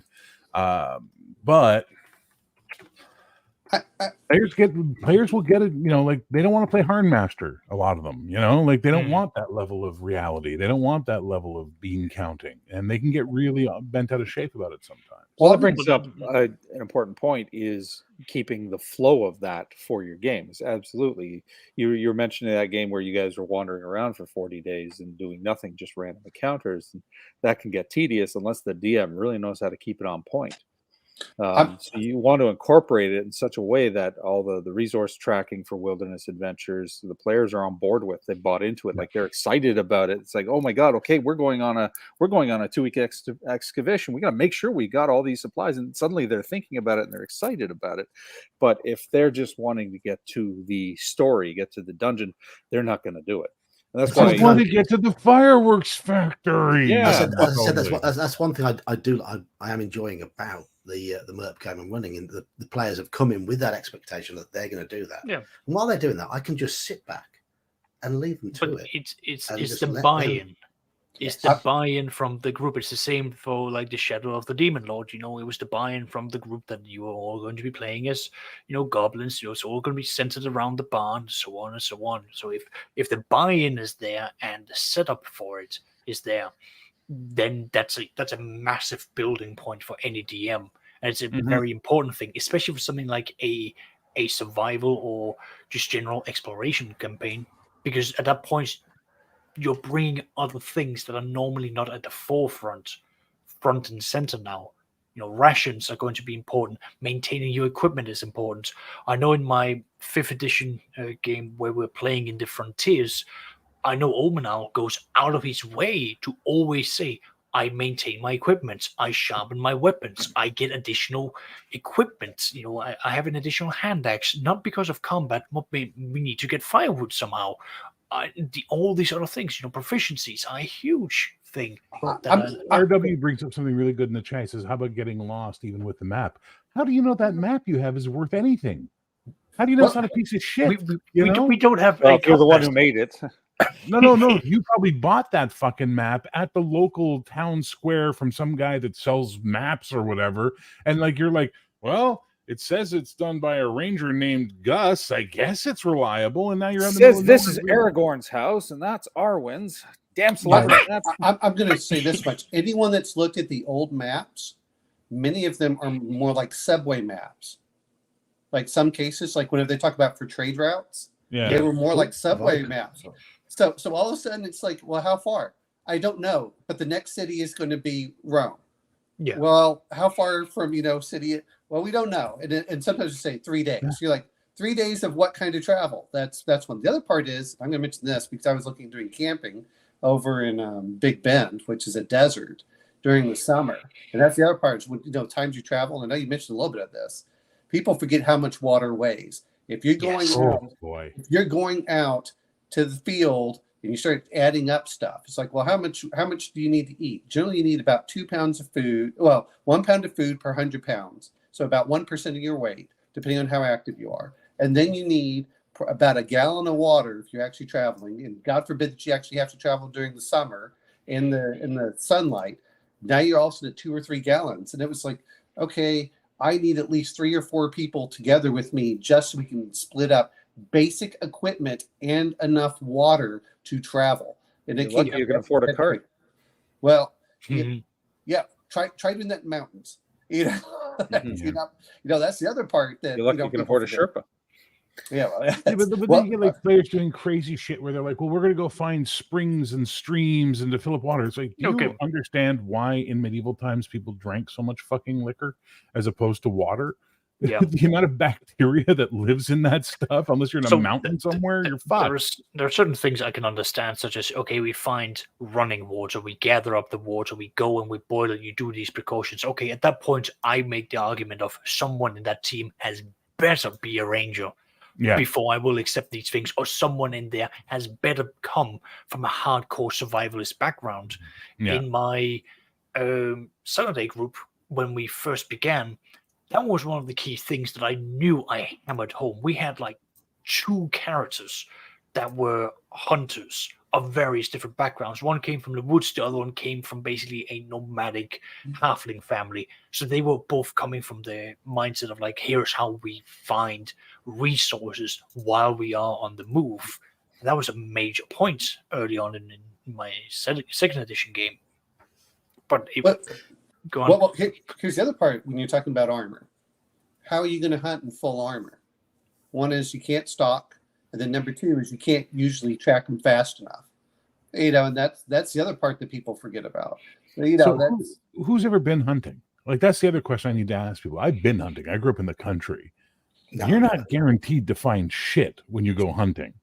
Like, there just might not be anything in the area. Like that's unless you're down for squirrel. You know what I mean? Like, you might be SOL when it comes to hunting stuff.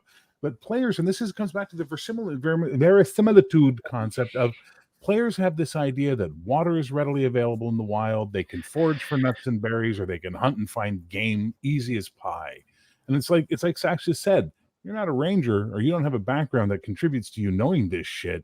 You're SOL, baby. Like, you are straight up SOL. Well, even if you are, depending on the time of year, either you can't see them because the vegetation's too thick, and you're moving around, you're as klutz as you can be, and they hear you from a mile away.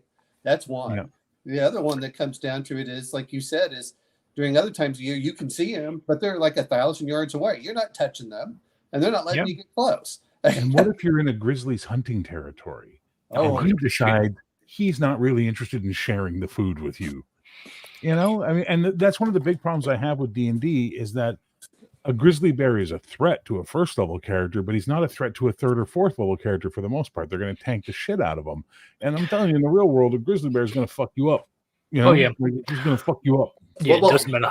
This is then where we're going to have to start discussing potentially the mechanics, because I know, I think it was like one of the Star Wars system where you've got wounds and vitality, where you could have all of that to basically sort of reflect on that.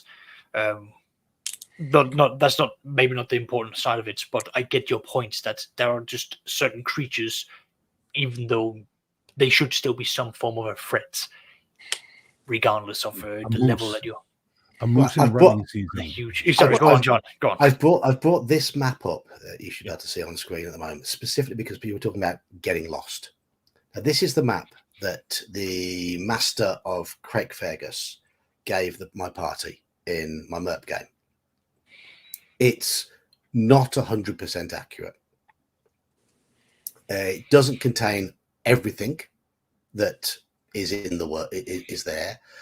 All they know is they're trying to get from Craig Fergus to X on the map. And there's no scale. No scale there. No scale at all. And my party, they were following this map. They were using this map. And they were very conscious about trying not to get lost. And they were putting contingency plans the whole way through because they daren't get lost in the forest of the Erin Vaughan, because they'd heard stories about it. About it was the territory of the Woses. You will not see a Wose ambush until the poison darts hit you.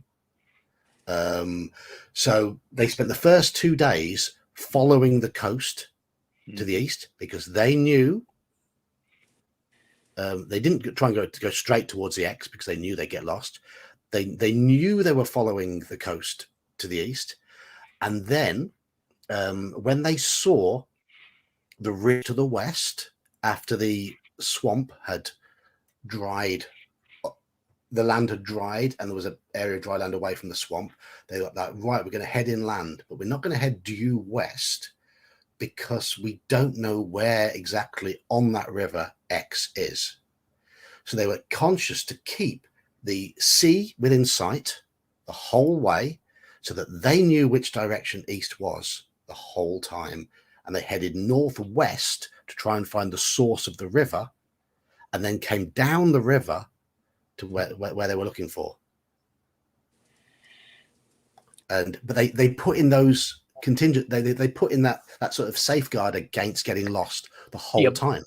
But that's I think it's a very good sign of intelligence from your players. Yeah. Because they are thinking, what landmarks, and what landmarks can we set up to use for this? Yes. And I just want to quickly plug a video game called Kingdom Come Deliverance, where you can play in a hardcore way where you have a map, but the map has got no names, got no pointers, you don't even have a compass, and you've got to memorize where you're going. You've got to read the map and find out, which turn have I taken. It's very much the same level of thinking that you have to then apply for this. Oh, speaking of which, because you just mentioned compass and things, overcast and rain during the day. Players cannot orient north and south unless they have something else. A landmark. That's why my group were keen to keep the sea inside. All over the coast. I mean, you're looking at that map. I'd just All say the coast. coast the whole way, because then you'll never get lost. Well, part of Moss it goes on if they're trying trees, to go to- there's lots of little techniques you can use, but the thing about following the river, that's the alarming one for me. If I was playing a ranger, I'd be like, no, why not follow the river? Because that's where the food of what can kill us goes, and therefore it knows to hunt along the river. Exactly. Therefore, we want to keep the river in sight, but be far from the fucking river. You know what I mean? They got ambushed before they even reached the river. It failed. They didn't see the Woses. Badly failed their resistance rolls, and they got carried to trussed up and carried to the Woses camp that they were looking for. I'm going to mention, we talk about some things, and I know you're talking about grizzly bears and stuff like that. Is, people forget, and always recommend it.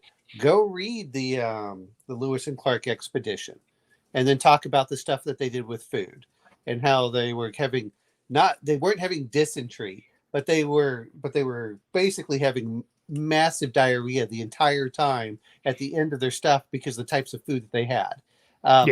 That was one, and then. I bring up this one, which I always love to do, which was the discovery of the Amazon, where they went down the Amazon, where they're all starving, and this is during the conquistadors. And so Francisco de Orellano decided to go down the river, and the river was too fast. And they suddenly found that they were hundreds of miles further downriver than they intended to be, and they couldn't make it back up. So they had to sail the rest of the river to the Amazon, and they were the first explorers to do so. And then, of course, I forgot which one it was, but the guy's uncle said that he had abandoned them for death and wanted the death penalty from the King of Spain because they had abandoned him. It's like, well, those are the other parts that get into it. In the meantime, they're talking about, like Barris was saying, if you're going along the river in enemy territory, where do you think most villages are? They're near a source of water. Yeah. And if they're not friendly, some are friendly, some are not. If they're not friendly, you have to try bypassing that. And they know the area and you don't. I think that's, that's what, when we talk about some of these forgiveness, even if you're doing hobgoblins and stuff, where are they going to be? They're going to be somewhere there's a place of water and food.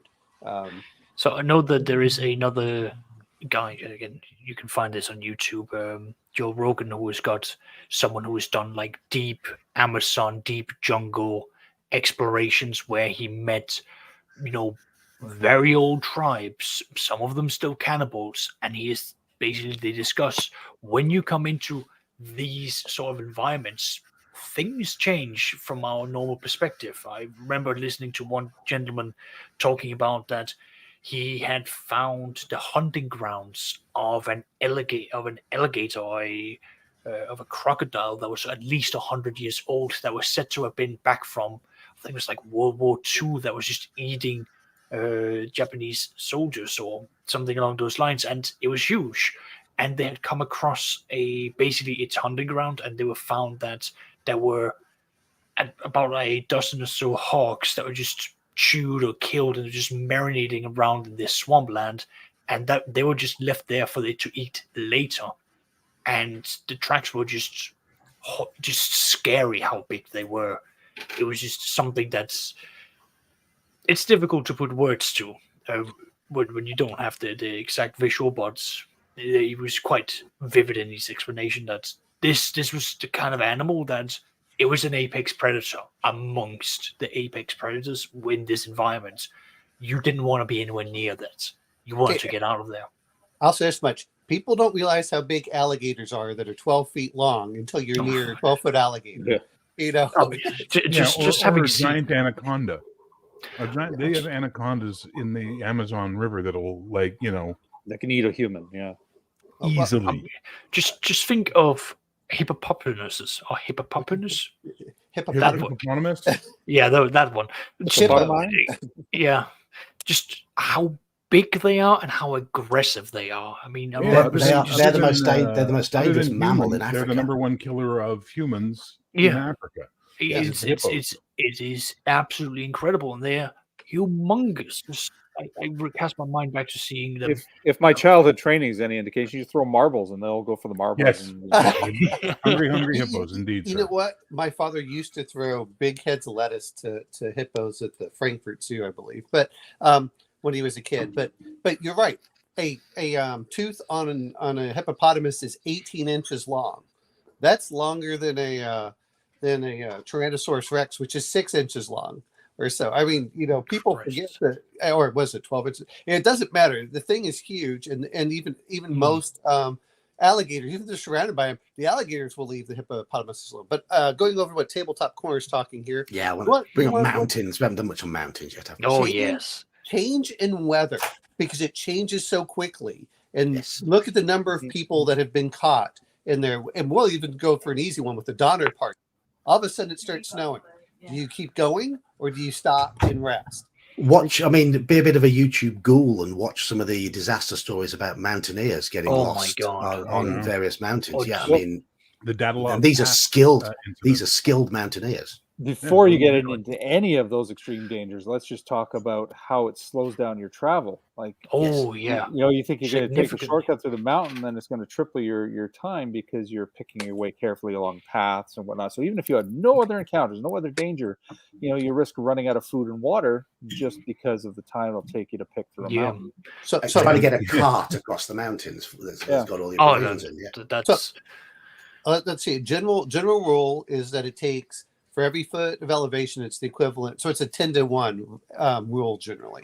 So when you're going up, the assumption is that it takes you 10 times as much energy to go up as it does to go horizontal. Okay. So if you're starting to do that and you're going up and down, and when I was in, and I love using this because the mountains are so stark and they go up and down. If you go to Hawaii and you're walking through it, or I guess, anyone in the Rockies or things, but look at the type of rocks that are out there. Unless you're going on a well-established path where they have created a road, now you've got rock slides. You've got, if things are wet, you've got flood. Anyone that's driven through mountains knows that there's a bunch of water that comes through. I think that people forget about this. Random swamp out of nowhere. You just turn a corner and suddenly you're knee deep in muck. It's just the way it is. Where I grew up down in eastern Quebec, we had the Chic-Chocs, which are the northern end of the Adirondack Appalachian mountain range. They're not big mountains. These are some of the oldest mountains in the world, right?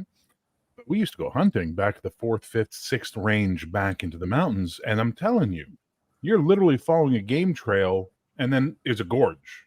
And you don't see the gorge until you push through the foliage. And then you're like, oh, it's like one of those movies where it's like, oh, shit, we got to stop before we fall off the edge. It happens. I think the problem is 99.9% of D&D wilderness is presented as scouts camping in a national park, a well-maintained area with great trails and a roadhouse every 8 hours or whatever the case may be. And maybe that's the way it needs to be for people to have a fun time. Oh, yeah, like if that's, again, I think that's what we've established, that if the buy-in is to focus on the fun, to go from major horror. Well, yeah, like to go from these major conflict stories and all of this. If that's the focus, more power to you. Have fun.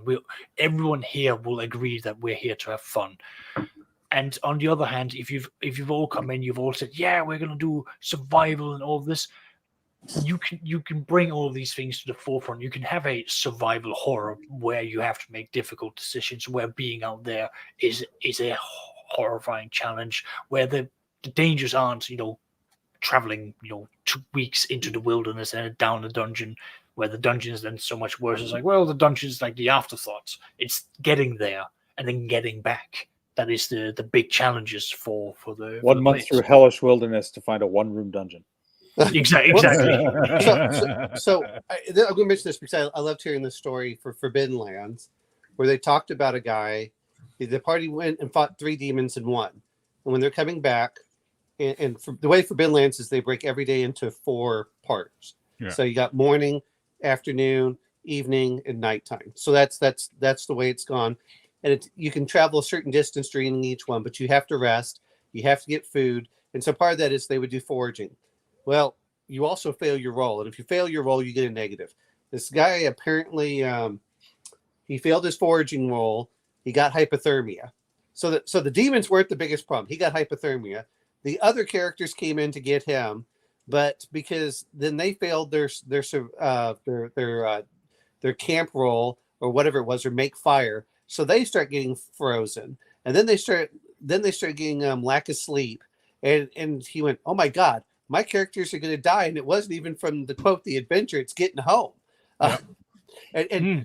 Forbidden Lands does that very well. I mean, I'm not saying that D&D does that, and in certain cases, I know we've talked about this before. Once you get up to about 6th or 7th level, generally the assumption is that becomes less of an issue. You have spells, you have skills, but at low levels, part of my view on this is by making overland wilderness dangerous and hard and things like that, it keeps those special areas special. Not everyone just wanders from here to there. It's, if you look at what is it, G1, G2, and G3, you have to travel up the mountains through ice, and they have the great picture where they're all showing them trying to climb up the hill, and it's freezing cold. That is an epic adventure unto itself, let alone by the time that you get to the Jarl. And then the question is, how do you get home? So I think that's something that's missing in more modern D&D. And Sextus is right. You can do it, but if you're making it so it's easy for everyone to travel, which is another reason I don't like airships and things like that, nothing is special or out of the way. It's not. And it gives... I mean, insert name here mentions the Ranger and the Druid. Those are character classes that come into their own. They've got easy access to the abilities, the spells, and what have you, that make it possible to get through the wilderness. And this is their time to shine. Yes, this is something that bugs me about 5th ed players, because everybody whines about how nobody whines about druids, but rangers in core 5th ed are useless, and it's because all the DMs keep hand waving the goddamn wilderness. Mm-hmm. If you make the wilderness matter and make it important, the ranger as is very important, very necessary. Yes. But I think a house rule in my 5e, which was really simple. You cannot take a rest. You can take a short rest, but you can't take a long rest if you're in the wilderness or a dungeon. But I gave rangers a third level ability, which they can take a long rest in the wild as long as they're not hunting or being hunted. And at 5th level, they can then provide that to their party. I put it out that at least they have to be in a quote-unquote safe space for them to have a successful rest in order to then level up. So they can have a long rest, but all their attacks can still come and then interrupt their their sleep and their long rest. So that will come from natural predators that will come out in the night. But sorry, let me just finish this. Sure. But for them to level up, they then actually have to find a place where they can not just rest for 8 hours, but they can review, they can train, look through their notes, sharpen their equipment, do these things to sort of elevate themselves spiritually, physically, everything else. Usually I recommend that they go. Adventures in Middle Earth had that sort of thing, didn't it, Bear? Yep. Where you could only long rest if you were in a designated sanctuary. And part of running that game involved no people so that their homes could become a sanctuary for you. Yeah. But you have to plan your trip. Well, that's why I think that 5e, that's why I like their short rest or one day, the optional long healing rules. Yeah, I think are actually pretty good for that, because then it forces them to do those. Do I want to do this or do I want to do that? And the problem that I have I use my normie friend is the way I always joke about him, because he said the players just rebel without realizing that it allows them to add so much more adventure and story by giving them adversity. I think that's the problem. I used the those rules of extended rest in my Curse of Strahd campaign, and I explained to the group that I really would not budge on this one because it would make the horror of being in Ravenloft so much more apparent. Being out in the wilderness was not something that they wanted to do, and the players were very methodical about they would not stay out in the wilderness. They would always go from a safe home to safe home to city to city, so that they always knew that when they came, when the sun came down, they were behind a door that was bolted with windows that had irons over them. Yeah, go on, Bear. I just want to address something Omanal's saying. Yeah. When I was in school as a young lad, we read Farley Mowat.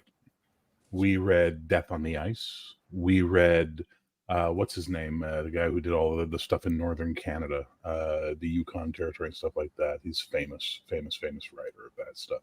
But we read a lot of adventure stories that took place Was it in Jack the London or a different one? Jack London, thank you. Jack London. We read a lot of stuff in school that was about life outside of civilization during the exploratory times of this continent being explored in the early 20th century and before. So we grew up with an appreciation of what a wilderness adventure was, because we were learning about it in these books that we would read about what their troubles were, what they had to go through. With all due respect, this generation grew up on the Hunger Games. You understand? Like, that's their version of these books. And Harry Potter. So to expect them to come into a game where you're going to put that level of harsh environmental reality, or as I called it earlier, wilderness porn or horror, wilderness horror on them. Yeah. They might rebel, Omanal. They might go, yeah, no, I'm not in for this. I want to just shoot fireballs out of my fingers. You know what I mean? Well, I agree, but I think that in some cases, this is what I've noticed, is that once players start playing what we call more the hardcore mode, they actually kind of enjoy it. Maybe they don't want to do all the spreadsheets, that's fine, but it starts making things special. If it's a 7-day trip to get to this dungeon and you have to climb up a mountain, that means something. If you have to go over, you're like, oh, no one's, why is but if you look at 5e, it's like, well, why has no one been to the mountain? Because it takes forever to get out there. We're going to get eaten. There's will-o'-the-wisp. We have to go through swamps. We, it's freezing cold. We have to get all this stuff. We lose like half of our porters, or they run away. And by the time we get there, we're cold, we're miserable, and now we have to go fight a white dragon? No thanks. May I bring up something just from history? Mm-hmm. Think of Hannibal when he brought his army over the mountains over the Alps with elephants to face the Romans. That was a feat that's just blew the mind of so many Roman generals. They couldn't believe it when they got the news. They were just, no, he's not come from there. He's coming from somewhere else. This is a ruse. It's like, no, this happened. And that was why it's still. I'm just going to be away for a couple of minutes. But I've got a dog that needs to go out. So just go for it. So. And on top of that point, Saxius, furthermore, Carthage must be destroyed. But I mean, but that's the But again, like Bear said, is we were tied to a lot of these stories that are all out there, and we go, oh, that's what it goes in. I remember, even when I was in Afghanistan for certain areas, you look at it, and I saw a guy on top of a mountain with some sheep. And I'm like, how the hell did he get up there? Because that thing was about 3,000 feet high from the train below, and there was no other mountain. It was just right up at the top. You're like, as we're flying over in a helicopter. Now, do you realize how much effort it is to climb up that high? Let alone sheep. Yeah. Well, I think they were either sheep or goats, but that's what amazes me. And anyone that's the thing I think that people have forgotten is they think that I'll just do this and go. You don't understand. 12 years old. Yeah. My father and one of my sisters and I went to Mont Saint Jacques, which is the tallest peak in Eastern Canada. Eastern Canada. And I was 12. I had nothing but energy. I was a hockey player. I was a volleyball player. I was a sporty guy. I had nothing but energy. We walked a well-defined path up this mountain. And 100 feet from the top, I had to sit down and just sit for 20 minutes because I couldn't keep going. I was wearing shorts. I had sneakers on and a t-shirt. I get that way with stairs these days. Yeah. I forgot to bring up, like, if you're going to be climbing a mountain, there's also going to be the decrease in oxygen depending on how realistic you want to be about it. And you might turn around like, oh, that is maybe too much effort. I mean, I know to me, I might be saying, okay, it might at certain points, but I'll boil that down to the constitution with penalties for the individual. I figure that's part of the movement rate. You know, you are going to go slower, more deliberate. Yeah, and that's factored into other modifiers. That's very fair. I'm going to bring this up too. Is a couple years ago we went up Steamboat Rock. That's only 700 feet from about the base, and you're on a well-defined path. There were a few people like I can't do it. It was too hard because you were sliding. There were other things like I was trying to tell my son: do not follow directly behind someone because rocks would come down. And the other part, people forget. It doesn't look that big, but a rock like this is about 40 or 50 pounds. Oh my God. And if it's rolling towards you, it's going to take out an ankle, if nothing else. And Mine now. And now you have to deal with that. And that's the other thing of, I know everyone talks about death, and this is why I joke about crippling. And this is why I really have to laugh is what level is Raise Dead? It's 5th level. What level is Regenerate? It's 7th level. Mm-hmm. So if a player, this is the hard part. Okay, your character gets knocked down and you're playing at negative hit points. Okay, great. But where you have to drag that player through, or the character rather, you have to drag that character off the mountain and bring them down. And that's a whole other feat unto itself, ignoring monsters. This is why I prefer wound tracks and conditions. Yeah. This is why you just remember Raise Dead. Just have them come back as zombies. They can carry their own things back. It doesn't matter if they fall. Yeah, they don't complain until some jackass cleric disintegrates them with a chin. Good point. Let me make some notes here. Or alternately, some jackass disembodied spirit decides that's an awesome chassis that they want to possess. Yeah. And it's a lot easier when they're undead. What direction is this going in? We've been talking about the dangers of being in the mountains. Yeah, my God. Oh, there we go.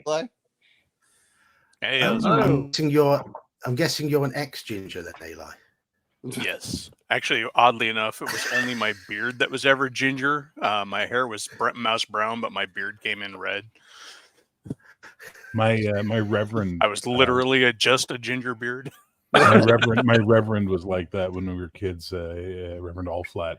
He had brown hair, but he had a bright red goatee, and he just looked satanic. So as kids, we were like, did he get it all pointy and stuff? Oh yeah, he was totally. He had like the pointy kind. My God, your pastor was Venture. Yeah. Anglican Church, man. Come on, Anglican Church. As Eddie said, it's a religion without shoulders. I don't know if you discussed the comment that I put up on screen from Tabletop Corner at all while I've been away. But I just wanted to talk about animal encounters. You've not even got there. Okay, right. Examples of good animal encounters, other than the obvious birds and lions. He says, based in the area of rough forest land with trees blocking light. Wolverine, give that thing like 20 hit dice and like 15 giant skunk around. Bats, moose. Throw a giant skunk at your party and watch them freak out. Giant skunk spray in D&D disintegrates magic weapons. There you go. Moose is a good one. Moose. Right. Yeah. Holy crap, those are big animals. My party encountered a moose, and like the rest of them, I think they were most terrified of that out of a lot of things. So I saw my father shoot an actual fucking moose when I was 10 years old when we decided hunting was something I needed to have in my life. And I remember looking at the size of this thing as a 10-year-old going, because it was so fucking huge. Yeah. Wild boar, another good one. They can be savage. Moose, the real dire deer. Oh, yeah. No Well, joke. especially if you get that dire one that's like an extra couple of £1,000. Man, fuck I'm that. I'm A herd of mention this caribou. one. Oh yeah. There you go. Get in the way of a herd of caribou that's decided where you guys decided to camp for the night is directly on their migration path to the watering hole. Yeah. Fuck your players. So here's some things I know that Bear doesn't like, but I like dinosaurs, and I especially like the X one with the drunken ankylosaur. You can have fun with those, but the other part is pterodons. I love the fact that You got snatched by a We're pterodon. talking about dinosaurs, mister. Say, I love pterodons. How they scream.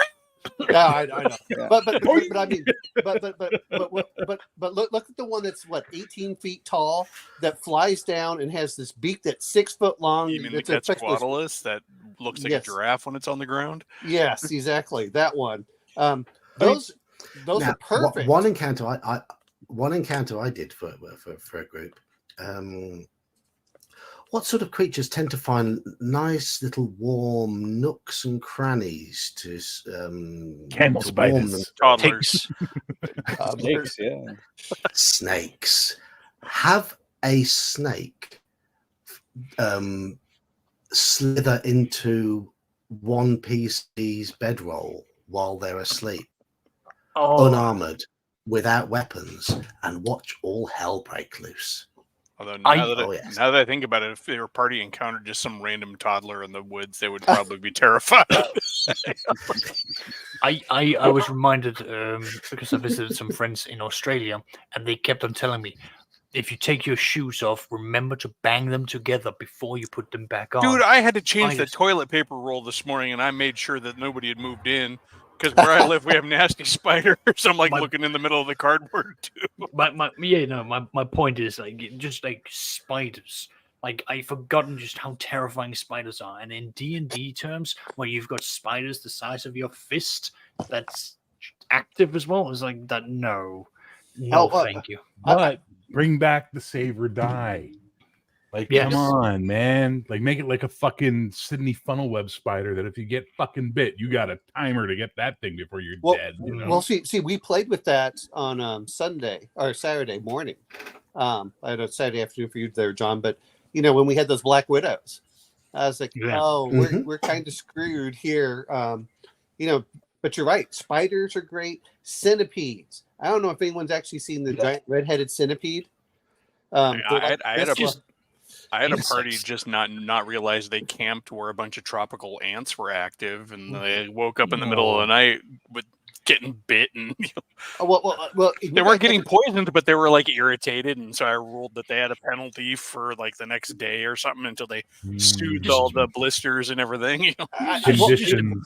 Try wearing just goes to chainmail show- when your body's covered in welts. What's up, It Sean? must feel Just goes to fucking show well. have a good variety on your random encounter chart, because yeah. these things, anything will send the players What's scrambling. going to happen when you camp over a memorable termite encounter. nest? Exactly. Yeah. Or when you're foraging for all that wood to build your fire and you happen to reach down to grab it with that bare hand and there's a brown recluse living right underneath that fucking log and he's none too happy with you and your clerics all out Or a of stealth centipede for in the the day. log, right? Or there's a just centipede give in that log. just have oh god, what was it I said? Or you go out to collect wood and you hit the hornet's nest. Oh Oh, God, oh my sister, when she was 9 years old, they went apple picking and she stepped on a hornet's nest and was stung 900 times. Oh, They got her to the hospital. She lived. She's now got the auto injector. If she ever gets stung by a bee, she's got 60 seconds to inject herself. But she looked like the fucking Michelin Man Oh when yeah. she was in the hospital. You know what I'm My saying? brother was little. We were at some family barbecue, and I'm sitting up on the porch with the adults, and I see my brother go screaming across the yard doing this, and everybody was like, "Ah, look at the kid acting funny!" And I just screamed bees and charged across the yard, and flying tackled my brother to the ground. I mean, he had him in his pants and down his shirt. The yellow jackets, they're nasty. Well, any giant monster. I love giant. Imagine being in armor and having yellow jackets get into it. You're like, I got played on. Well, see, They can sting I multiple times. Yep. the giant hornets that they have, the giant wasp at the end of the monster manual, because they can fly. They have 4 hit dice. I mean, those things are frightening. That's I giant wasp. That's, too. yeah. That that's the forehead, size of a that's- that's the what's size a of a wasp dog. the size of a bugbear? Well, No. could you almost ride them if you were small? I think. is that how Tazaloy they do go? ride them. Because in the same book, Tazaloy are that's the jungle goblins. They do ride them. But So, see, I love those giant spiders and all those things. One is they're creepy, and I noticed that someone mentioned giant frogs. If you're in swamps, frogs are fantastic because yes. Well, also Yes. you can put them in places Eli. where you wouldn't normally expect them. Like I had the Gullug in one of my games, which was just a local name for the giant mountain toad, and the mountain toad was camouflaged to look like a boulder, and but he hung out in boulder fields and mountains, and so they're cruising through the mountains, and this giant toad. Well, I was How about- about how to about say this? like How about Eli, this? because you in the Yes, game- giant frogs. Yes, that was funny. Especially No, but how about this? You do the toad, but it's the kind of toad that has the psychoactive skin liquid. Oh. And so now the players are tripping balls running around the mountains. You know what I mean? Like, Really, just- you and can they're, also get "Oh, you creative did with the minor size of that variations chicken," that you know, are- like, fuck, man. Fantastic versions of real world animals where you maybe like combine a bit. Like imagine your psychoactive toad, but now he has the ability to do the eye squirt thing like a horned lizard. Oh wow! I'm just seeing one of the other comments. He's still an animal, but you've just kind of mashed up a couple of defenses. I'm curious how many people in the chat are like, wait, let's write all these ideas down. That's the point of tonight's The session. panel would like At to the next extend its game, apologies to they're everybody's having players. You know, Captain Valorheart and Magina the Witch are all in the woods running from. Mayor, we need a very I'm- official sounding legal wait a minute. disclaimer. Wait a minute, I'm going to have a fun one because you're talking about with Bear. What happens when the dragon decides to go eat one of those frogs that gives him the? God, you're the- fucking dragon tripping balls. Oh yeah, I mean, And then he comes and hangs out with you, and he's like, you guys are cool, man. And you're like, just The party circle sitting of there, life, I fine. terrorize the village. You come slay me. It's like, All I'm saying is, why do we have to fight? We could be friends. I could, Right. and like the party's I- just sitting there terrified because it's a dragon, for fuck's sake, in the middle of their camp. it's really esoteric. So would it be feasible to then have, how you've got like the graveyards for like elephants, but then you have an otiarch that basically moves in there. So every time the elephants go to sort of, die off to pastures, the otiarch's like, oh, look, my next meal has arrived. And it stays there. Those So you big start- carrion fields are gonna attract things, carrion crawlers. Yeah. They're supposed to be underground all the time, but nothing says they couldn't be like hiding under a big old mammoth just skull. need a meal. I just need a day snack. hey, Not hey, grubs. That gives me an Giant idea for vultures. that gives me an idea for were-vultures. Yes. Are Well, they well, like they like the ones in the Disney movies? well, Ones that were like the Beatles. well, you know what? Speaking of beetles, I love beetles as monsters. Speaking that of go around. Beatles, Yeah, I know. Exactly. John Paul, George, and Ringo can really fuck a party up. when you run into a bunch of insects that are suddenly also bards, I don't know. Yeah, exactly. Hello. But Each I one's like the got right- 3 instruments. Yeah. Shut up, Ringo. Is it the Herculean beetle or whatever the giant God. rhinoceros beetle that they have in there that has like an armor class of 2 and like 6 It's like plus 6 hit dice? You're like, hey, that's a first level character. Like, you really don't want to mess with this. Was Just a trust first me. level character. Well, no, they don't have to be aggressive unless the players want to attack them. That's the other part. It's like that's 100% on you guys. You didn't have to mess with the beetle. What Leave the him alone. fuck is a griff frog? I don't. Griff They come up with ideas. A griffin Good frog. Yeah, Well, but I mean, yeah. like Gene put it better, griff frog, which sounds better than griffin frog. But like, I mean, still, like both ideas are just fucking insane. Yeah. What was the bombardier beetle? Bombardier beetle that would shoot Bombardier off the beetles. acid? Yeah, they're nasty. Yes. They'll wipe out a I- party. Oh, but see, I love those kinds of things because players are like, it's just a beetle. Like, But you don't want to go there. Leave it Just a alone. harmless bunny. Let's Oh. do not forget the power of the party to scare the crap out of themselves. Kind of going back to the toddler thing. But if you were to like just spend a whole bunch of time describing some vividly colored lone butterfly that flew into camp, and just sits there on the paladin's sword pommel. the party is going to sit there and try and figure it out for the next Detect hour. magic is going to be cast almost immediately. Like someone's going to detect magic. Protection from good and evil. Does anybody Yeah. speak fairy? It might be a fairy. Speak with animals. Speak with animals doesn't have the intelligence for speak with animals because it's only a butterfly. It's just a brightly colored butterfly some mage made one day. Cast fireball. He was kicking balls off the toads, you know, right in the middle of the camp. Well. I mean, but you were talking about mountains. I think ropers are fantastic for mountains on the outside of it. How about the old monster, the bowler? The ones that just look like the boulders that just rolled down the hill. Oh my god! We're kind of outside of animals now, but yeah, but it's within the ecology that you would be expecting as an adventurer. Oh yes. And you'd have an old mage in the hills. Find one of those books on the old lumberjack monsters. You'd have an old mage in the hills who is making these creatures, and there's your plot twist. There you go. The crazy old mage. After he lost his job after creating the owlbear. So I don't. Independent.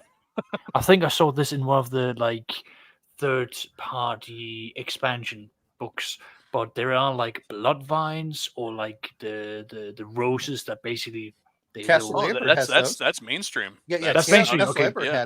Yeah. So basically, roses that will strangleweed, yellow musk, but vine, having basically like triflower from a mountainside, like when it has like a big gust, you have like these beautiful roses that flies out, comes down, and then just he jams himself into you, the player, and then they start sucking you out for blood, and then they generate assassin vines from the corpses of those that they've eaten. One of the most entertaining deaths that ever occurred in one of my campaigns is they were going down this narrow precipice, like little path. Imagine like maybe 5 feet across, 3 to 5 feet across down the inside of this canyon. And I described that up ahead, it appears that a tree has grown out of the path, blocking the path. And the druid's like, oh, I'm going to go up and talk to it. And as he gets closer, I'm like, you notice that the limbs seem to be moving independent of the wind. He's like, all right, well, he's like, it's still a tree. He goes up and tries to talk to it, and cast, whatever spell it was. It ended up being God, was it? I can't remember what the name. There's an evil, horrible tree monster out there. It looks like a tree, but it gets tree. No, it beats you with its limbs, and it gets 9 attacks per melee, and he was the only target. Ooh, because he walked up ahead of the rest of the party. Ouch! It's like a blight tree. 5 or 6. It's like ooh. Yeah, and it like knocked him off the cliff, and then he wasn't quite dead yet. He had like 2 hit points, and then he wasn't quite dead yet. Other member of the party's like, I'm gonna try and save him by trying to grapple him with my grappling hook. I'm like, are you sure? And ooh, ouch. He fumbled and did the last couple of points of damage to kill the guy. So Saxius, as much as you talk about and you're enjoying all this, and yet you don't enjoy Dark Sun with all of its cannibalistic, correct. Everything. Yes, plants It's and cannibalistic everything. Yes, that is exactly that and the I don't like psionics, but that's a personal preference. I know, Yeah, but just no, playing as magic. Although that's kind of just counter the setting. But see, that's one of the reasons I love swamps is because you can add in all these things. Boy, people, and especially if you have heavy armor. Guess what? I don't have to worry about your armor because if you fall off the boat, you're going down. There's a great piece of classic horror fiction called The Willows, and in the story, these men who are canoeing down a river in Europe, I think it's actually the Danube or the Rhine. They camp overnight on the sandbar where there's all these little willow shrubs, and the willow shrubs come alive while they're asleep and start like changing the landscape on them, and like making their supplies disappear by burying them, and it's like crazy. And then slowly, basically, they're harassed by these willow shrubs, and So did you hear the speaking a little bit different, and we're going to talk about what some of the hypothesis of what happened to Amelia Earhart and the coconut crabs? Oh, that they eat her. Yeah, but if you've ever seen the coconut crabs, they all come out at night, and they're like, if you aren't careful, and they can climb trees and stuff, and they're just big. They eat just about everything. So there's a great one for your island campaigns. Yes, especially at night, all you hear is the clack, clack, clack, clack, clack, clack, getting louder and louder. Wait, that reminds me. When something else you can do, especially if you are, again, as mentioned, like traveling down a river or anything like that, if you moor or if you sleep, by near the bank, you've got all the other critters that will then come Giant out and of beavers. course eat you. Exactly, giant beavers, or just having this idea of like something passing underneath the boat, like a giant eel or anything like that. Just how unnatural some of these things that you find underneath the water, especially murky waters where Giant you can't crayfish are great. Giant Black crawdads in the swamp. Water. Have you guys seen Black Water, the yeah. Australian film with the 4-meter croc that attacks them on their little boat? Oof. And then trees them and then hangs out at the bottom of the tree, which is based on a real story about Oh, three yeah. guys that had this happened to them. And for 4 fucking days, this fucking giant croc just hung out at the bottom of their tree waiting for them to come down. Which Didn't it eventually they eat got one of rescued. them in real life? One of their friends got killed, and then the other Yeah. 2 went up the tree. But in the movie, they take a bunch Yeah. of they change the characters. But in the Oh, real okay. world, 2 guys spent days in a tree, basically having to yell to each other, "I'm changing position," just so they knew it wasn't one of them being pulled down by a fucking crocodile. Like, what the fuck?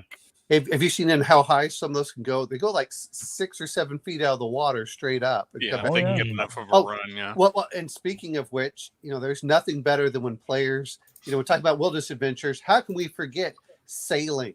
Just regular sailing, and you're out there, and it's like we need to get a bigger boat. And, When I Hello, played 20 salvaging. back in college, we hated water travel because it's like, have you seen the random encounter table for the Yeah. fucking sea? Dragon turtles on that fucker. Like, no. Well, Listen, with the dragon turtle, at least they can pop up then and be like, "Hello, I would like your money, please." It's like, of course, here you go, sir, and off you go. see, Water what travel, worries you me- say? Water travel, swamp, you say? Oh yes. Oh, yeah. Oh yes. Well, let's not forget about the giant squid that suddenly starts putting its tentacles all around the ship, and you're just like, oh, Release the For kraken. one of the swamp encounters I did for my campaign, because they're going to have to spend several days moving through the swamp, which means finding dry places to camp. One of the monsters I created was basically a variation on a slime, but it's kind of basically a big raft that floats and then lets grass and stuff grow on its back, so where it looks like dry land. And so they'll find it, camp on it, and then it'll just like oh, pull yeah. them in. Well, That is nasty. I am well- stealing that. well, the whole thing of, I don't know if anyone's actually tried walking through swamps, but if you have, it's never a linear path. No, You always have to keep And going you back. can never tell how deep that water is. no. or what's in there, and leeches and just other animals, and there's enough big fish, and if you're up north, I don't know about you, but I'm not a big fan of putting my hand anywhere I can't see if there's a snapping turtle. Well, let's talk about like catfish. How often do catfish just grab onto things and stuff? And there are some anyone big know- old catfish. Anyone know what this monster is in this piece of cover art? a troll. A escapee from Creepshow. An orc that's been turned into an undead. Where's my cake, Bedelia? Mulips. Is it about to say my in-law? It's Mulips. Mulips. That's right. Okay, well, Mulips. if you get some chap for that, that'd take care of those mulips for him. Yeah. Yes. Your chat is what it sounds like when your lips are two chaps. Mulips. Mulips are on. I can't talk mulips. I need a chopstick for my lips. I was trying to think of what the letter is before mu. So, but yeah, I Top corner wants to know what the Oh, worst boss type NPC in any module you ever ran. Those that I ran or I played in. Well, I'd have to run modules first. Yeah, I don't run worse modules as in either. worse So I as can't in answer that one. or worse as in crappest. Yeah, do you mean worse like as in badass or like that was lame? As in womp womp. It's like, Because the most badass thing I did was I put them through the Forge of Fury, but redid the entire lower level for them to find a xenomorph nest with a queen. And that, trust me, they didn't get the hint until they were halfway down the tunnel that looked like an esophagus, and it was getting real humid. And then one of them went, "Oh fuck!" Just see his eyes realize what they were in. I'm like, we're talking about the worst boss type NPC in a module ever that I've played in would be that damn vampire in Lost Caverns of Sojkanth. for me, it was the Bodak. I hated the Bodak. It's like, oh look, there's the hot chick laying on the slab. You know, she can't be dangerous. I'm 10. I have no. Yeah, exactly. You know, the one I like is Aboleth, as you know. Oh my god, no. Yes, go on, screw you, player character monster. Well, the rest of the party can go free. You're stuck in the water under the sea. Well, let's see. We got psionics. We're going to turn you into things. We can charm you. Oh yeah, and grab you, dominate you. Don't look at us. Don't hear us. Don't let our servants get a hold of you. Don't let them overcome you. Oh, what's that? You touched the slime. You're now becoming a thing. I did create a species of intelligent anemone that occupy the dead bodies of sunken sailors, and so you think they're zombies until you cut them open, and then there's a horrible anemone monster inside them. That's good. I like that. I like that. I mean, the party ran into basically a ship adrift at sea, and they tried to signal it as they were approaching, and they're like, oh well, maybe there's something on board we can get a hold of. And as I got closer, I started describing, you can see people moving about the deck. They're like, oh okay, they must just not see our signal. Ahoy there. And then they come on board, and horrible comic hilarity ensues. I don't even like that thought process. Oh, look, a drifting ship. There may be something of value on board. Let's go plunder. Right. But that's the game. That's the no. The adventure wasn't the ship. They were going somewhere. He clearly said they were going somewhere. They were on their way elsewhere. But still the spirit of they the might need help. You jingle the keys in front of them. Of course they're going to go, ooh, what's that sound? My players have gotten so goddamn used to me fucking them over that I can't jingle keys anymore. I have to hide everything in chocolate and candy now to get them to go near it. I was so predictable with my monsters when I was younger that there used to be a term in my gaming group of an Eli woman.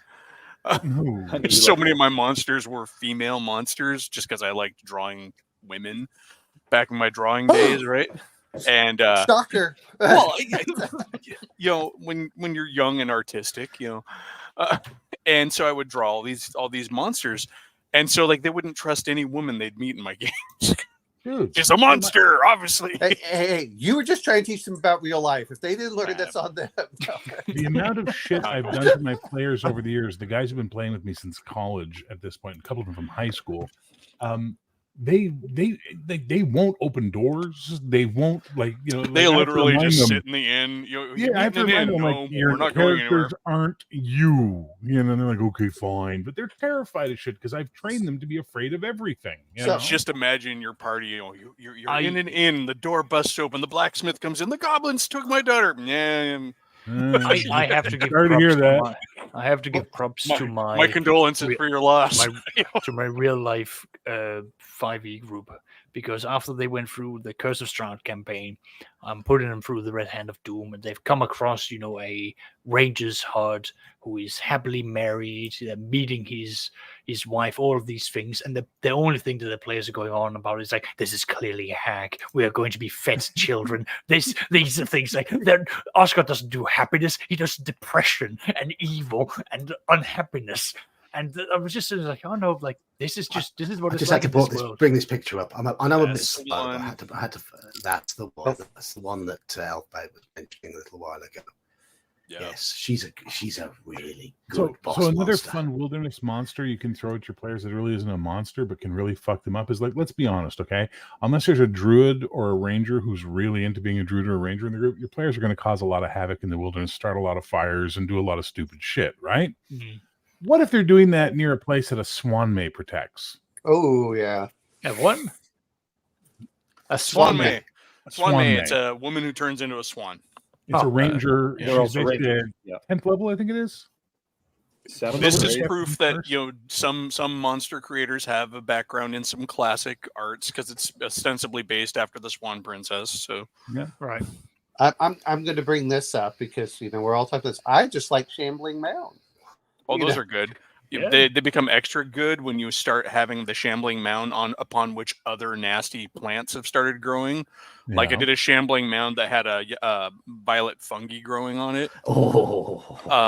And I had another one that had a strangleweed growing on it. So it's moving along, and they come up, they start fighting it, and then they get gripped by the strangleweed, and so yeah. What's the one that's like the carpet that closes on them? Trapper. Yeah, wilderness trapper. Yeah, they have a monster called the Spanner, which is related to the Trapper and the Lurker above, but it masquerades as a bridge. And so when you try to cross it, it tips you over into the gulch and then crawls down and eats your dead body. I'm thinking more like this Trapper having like a berry bush or something growing out of it. So they're like, ooh, berries. This side of the Atlantic, the subterranean anglerfish. The word spanner is what you call a wrench. So yes. I was thinking of it. It's a giant wrench. I thought you were calling someone stupid. I was just going with spanner is also a word for a stupid person over here. Yes. Okay. So I'm going to mention this one because we're playing with John and he's like, and I said, I go touch the door, and he's like, no. What? That was my Beastmaster a couple weeks ago, where I'm just like, oh, there's someone dead. Well, here, I'll just touch the door and see if it opens. Oh, okay, it doesn't open. And then anytime you were like, no, don't do it, you're gonna die. At a certain point, you have to. The problem is that sometimes players are using the meta knowledge rather than just saying, "What would a normal person do?" and let's see what happens from there. It comes back down to the, they spend 5 hours to figure out if they're going to press the button or not. I'm pressing the button just to get this adventure going. Well, No, we didn't touch that door because there was a frazzled corpse of an orc in front of it. Yes. So I ran an adventure one time where they basically, in that world, there was a roadhouse between the two towns. So one day you got to the roadhouse, next day you went on, right? And that night, they didn't quite realize their timing was shit because basically a war party of orcs had decided, fuck this noise, we're taking this roadhouse out, and they're suddenly stuck in a roadhouse that's being besieged by like 150 But don't orcs. worry, Patrick Swayze saved them all. No, Patrick Swayze didn't save anybody, but the ranger's animal companion was sent off into the woods to get help. And they woke up the next morning to about 150 dead fucking orcs and really, really nice arrows stuck in them. And they're like, who saved us?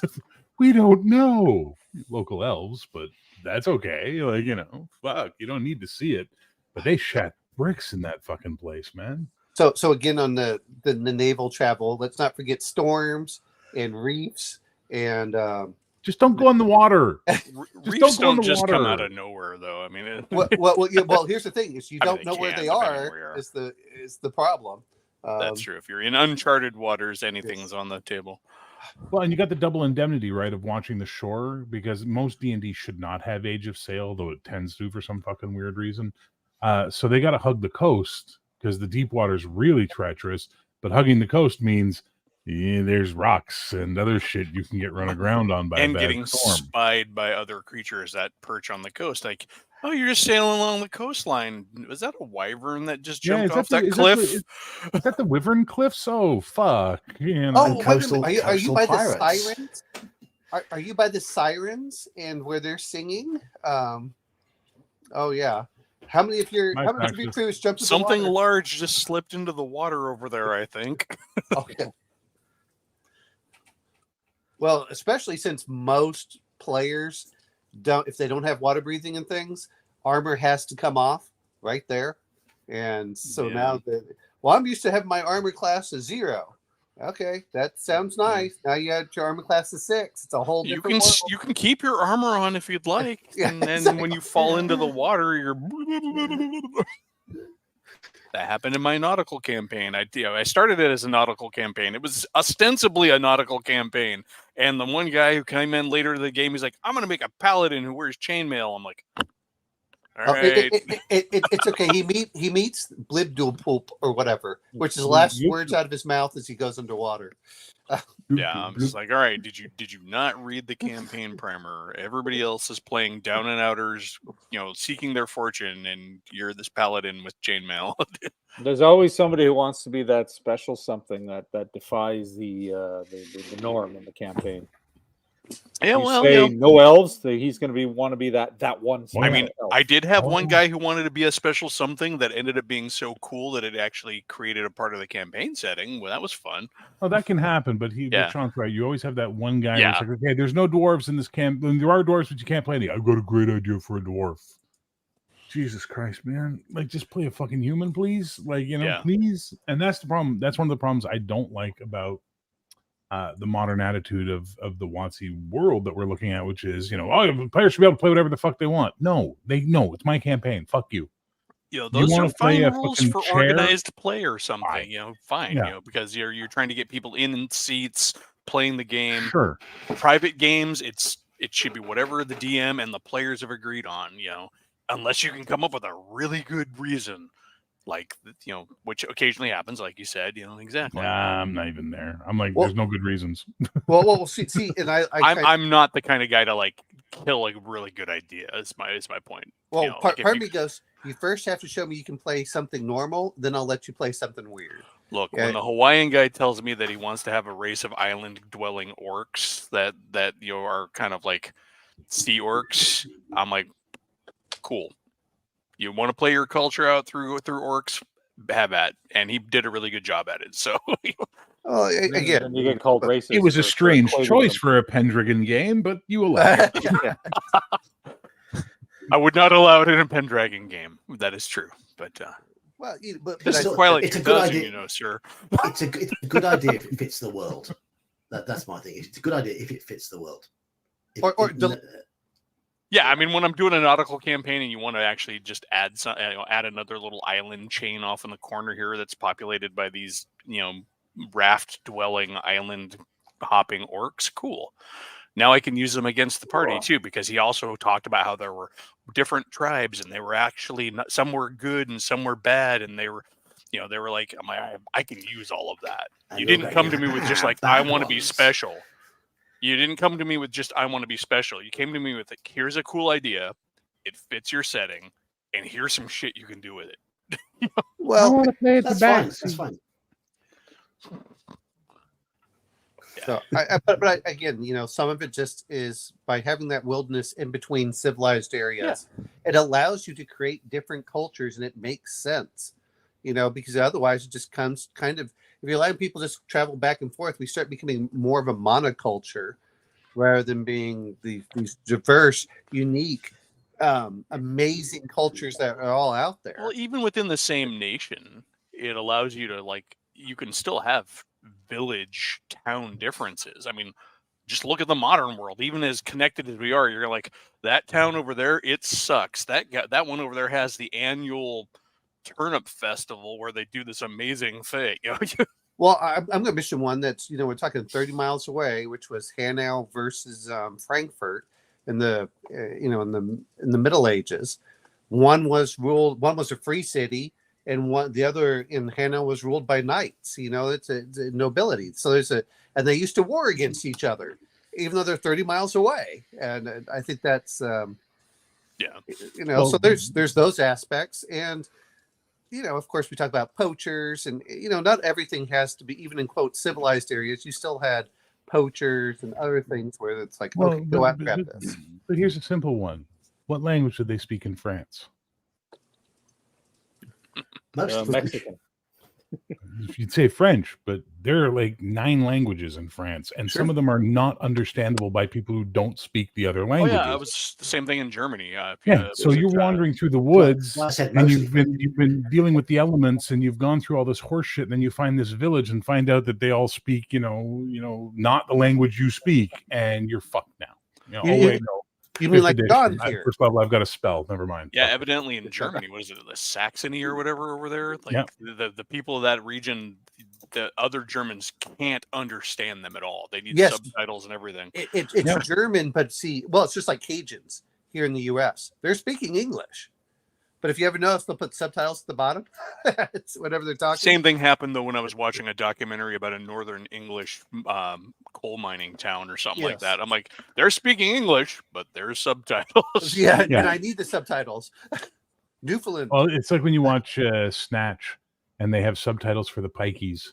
and then they have subtitles just for Brad Pitt. Yeah. So you can literally just turn on Brad Pitt subtitles on the DVD because he's like. I didn't realize. And then there's that. one part where he starts going off about the Periwinkle Caravan, and he just says a line, and all they put in the subtitles is question marks because they don't even know what the fuck Brad Pitt said. Well, the great thing about that movie is that he was intended to be intelligible, but Brad Pitt's accent was so bad they just made a joke out of it, and they said, "No, let's make it unintelligible," and it became iconic. It became funny. But I understood some of what he said. You know, that was the scary part. Yeah, Basque. Do you speak it? It's like no other fucking language in Europe. Good luck if you don't speak it. You know. Oh, you mean like Hungarian? Why are you taking a shot at Hungary? I love Hungary. You mean like Hungarian? No, like Basque. I mean like Basque. Well, and didn't some of them also be in France also? There's that. Well, yeah, that's the thing. It's one of the languages spoken parts of France. But the thing about the Basque language is it has no connection to any other language in Europe or the world. It's its own fucking thing. Hungarian at least has an origin point you can find and sort of travel up that line. Basque just popped into the fucking universe, you know? Welsh, yeah, well. Yeah. Do you have a few extra consonants lying around? It's Welsh. And some of those consonants may be pronounced as vowels. We're still trying to forget what John says. You know, I'm sorry, I thought that was punctuation, but evidently it's a sentence. No, that's that's the sound for that's the letter for in the language. You know, that's one thing I wish that I could do. Is I wish I could speak multiple languages. Like, oh, they're orc. Let me go switch to this language. You know. Well, as someone who speaks 2 languages, it can get confusing. And I see people who like speak 3+ languages. I'm like, how the fuck does your brain work? Like how? Yeah. Like at some point, what's going on in that I skull? knew a guy who was fluent in 11 languages, and that was just ridiculous. And what did he want to do with his life? This is the other ridiculous part. He wanted to be a pro wrestler. Well, he could do it in 11 countries. Yeah, exactly. I'm like, dude, you're the sort of person that the CIA comes and says, "Hey, would you like a job?" As a professional wrestler for a luchador. See that? Cover. Clearly, that was his cover. Yeah. Well, you know what? That's an awesome way to cover too, is because you can go anywhere and everyone agrees. Oh, you're a luchador, and you know. Now, why is he Mexican in your mind, Omanal? What the fuck is that? I was gonna say, did I say it's wrestling? That's he was why Puerto Rican. No. Luchador and wrestling are 2 different beasts, my boy. Lucha Libre exists for a reason. You showed your. Tell me you know nothing about professional wrestling without telling me you know nothing about professional wrestling, sir. Yeah.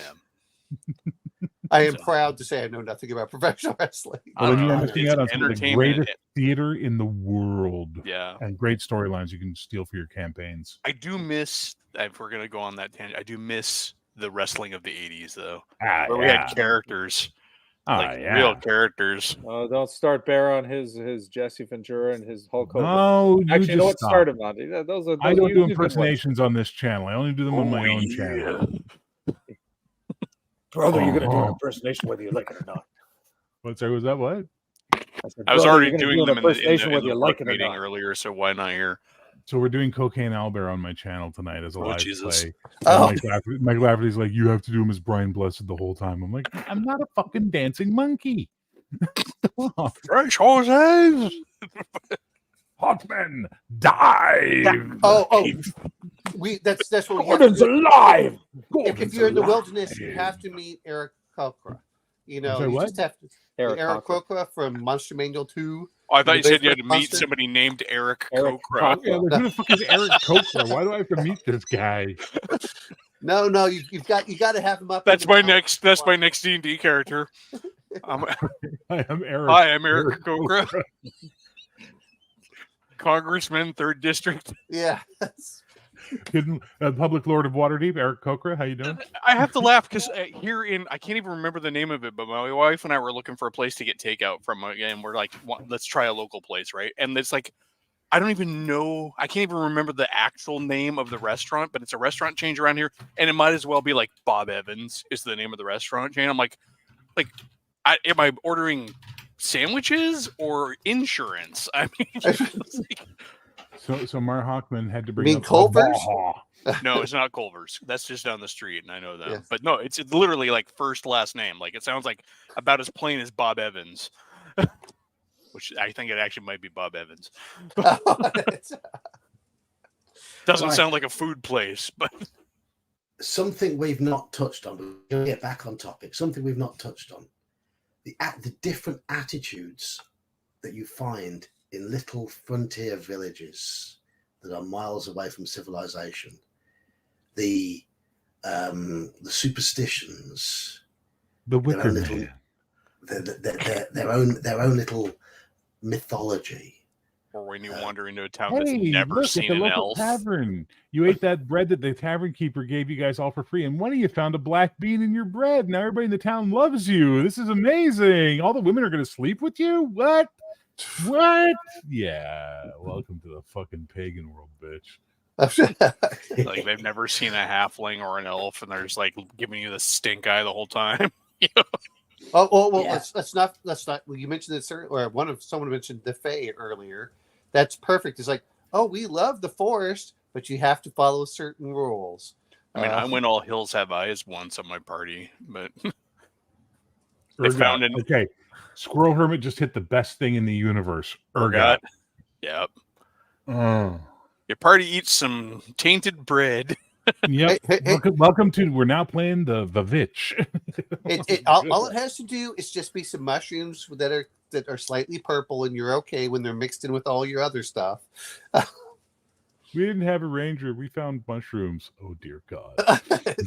Let me roll.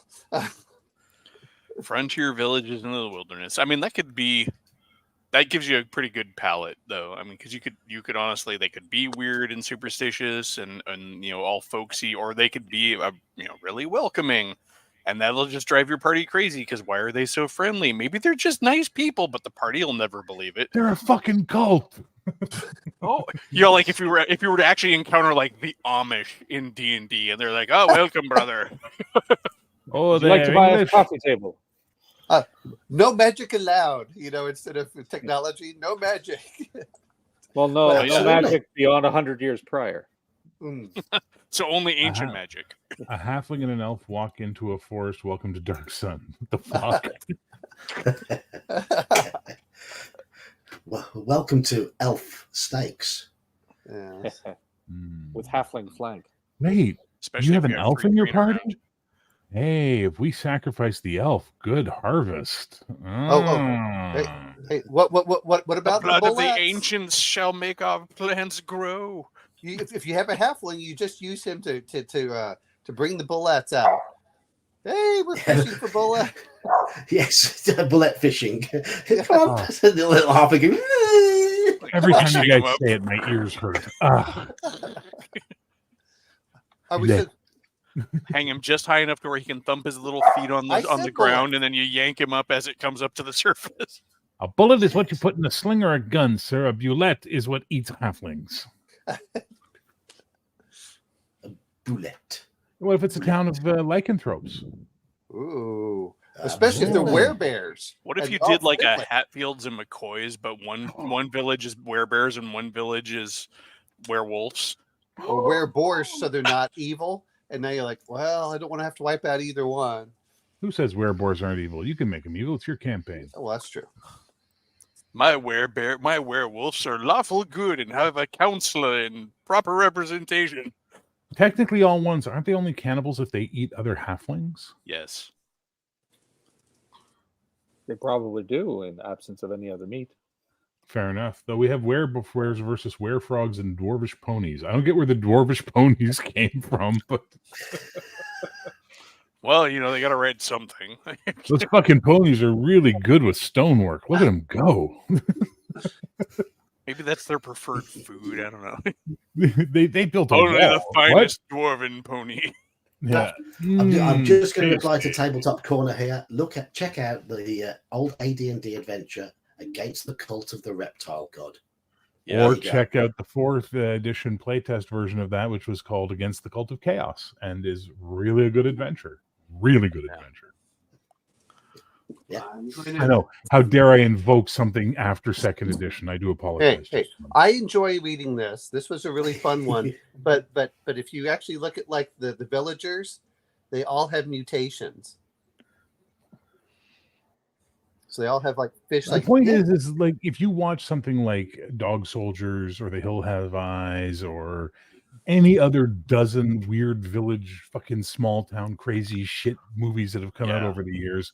You've got nothing but an endless amount of fucking source material to put into your campaigns. Oh yeah, And Dog Soldiers was awesome. Dog Soldiers Watch a was movie shit, called man. Burrowers. That was good. I like that one, and the prequel, Wild West Horror. Oh, Tremors, man! Just watch Tremors. Well, Burrowers was slightly more creepy, weird. It wasn't played for laughs. Yeah. But they would like bury themselves, but they'd have quills sticking up above the ground, and you'd step on the quills and get paralyzed. And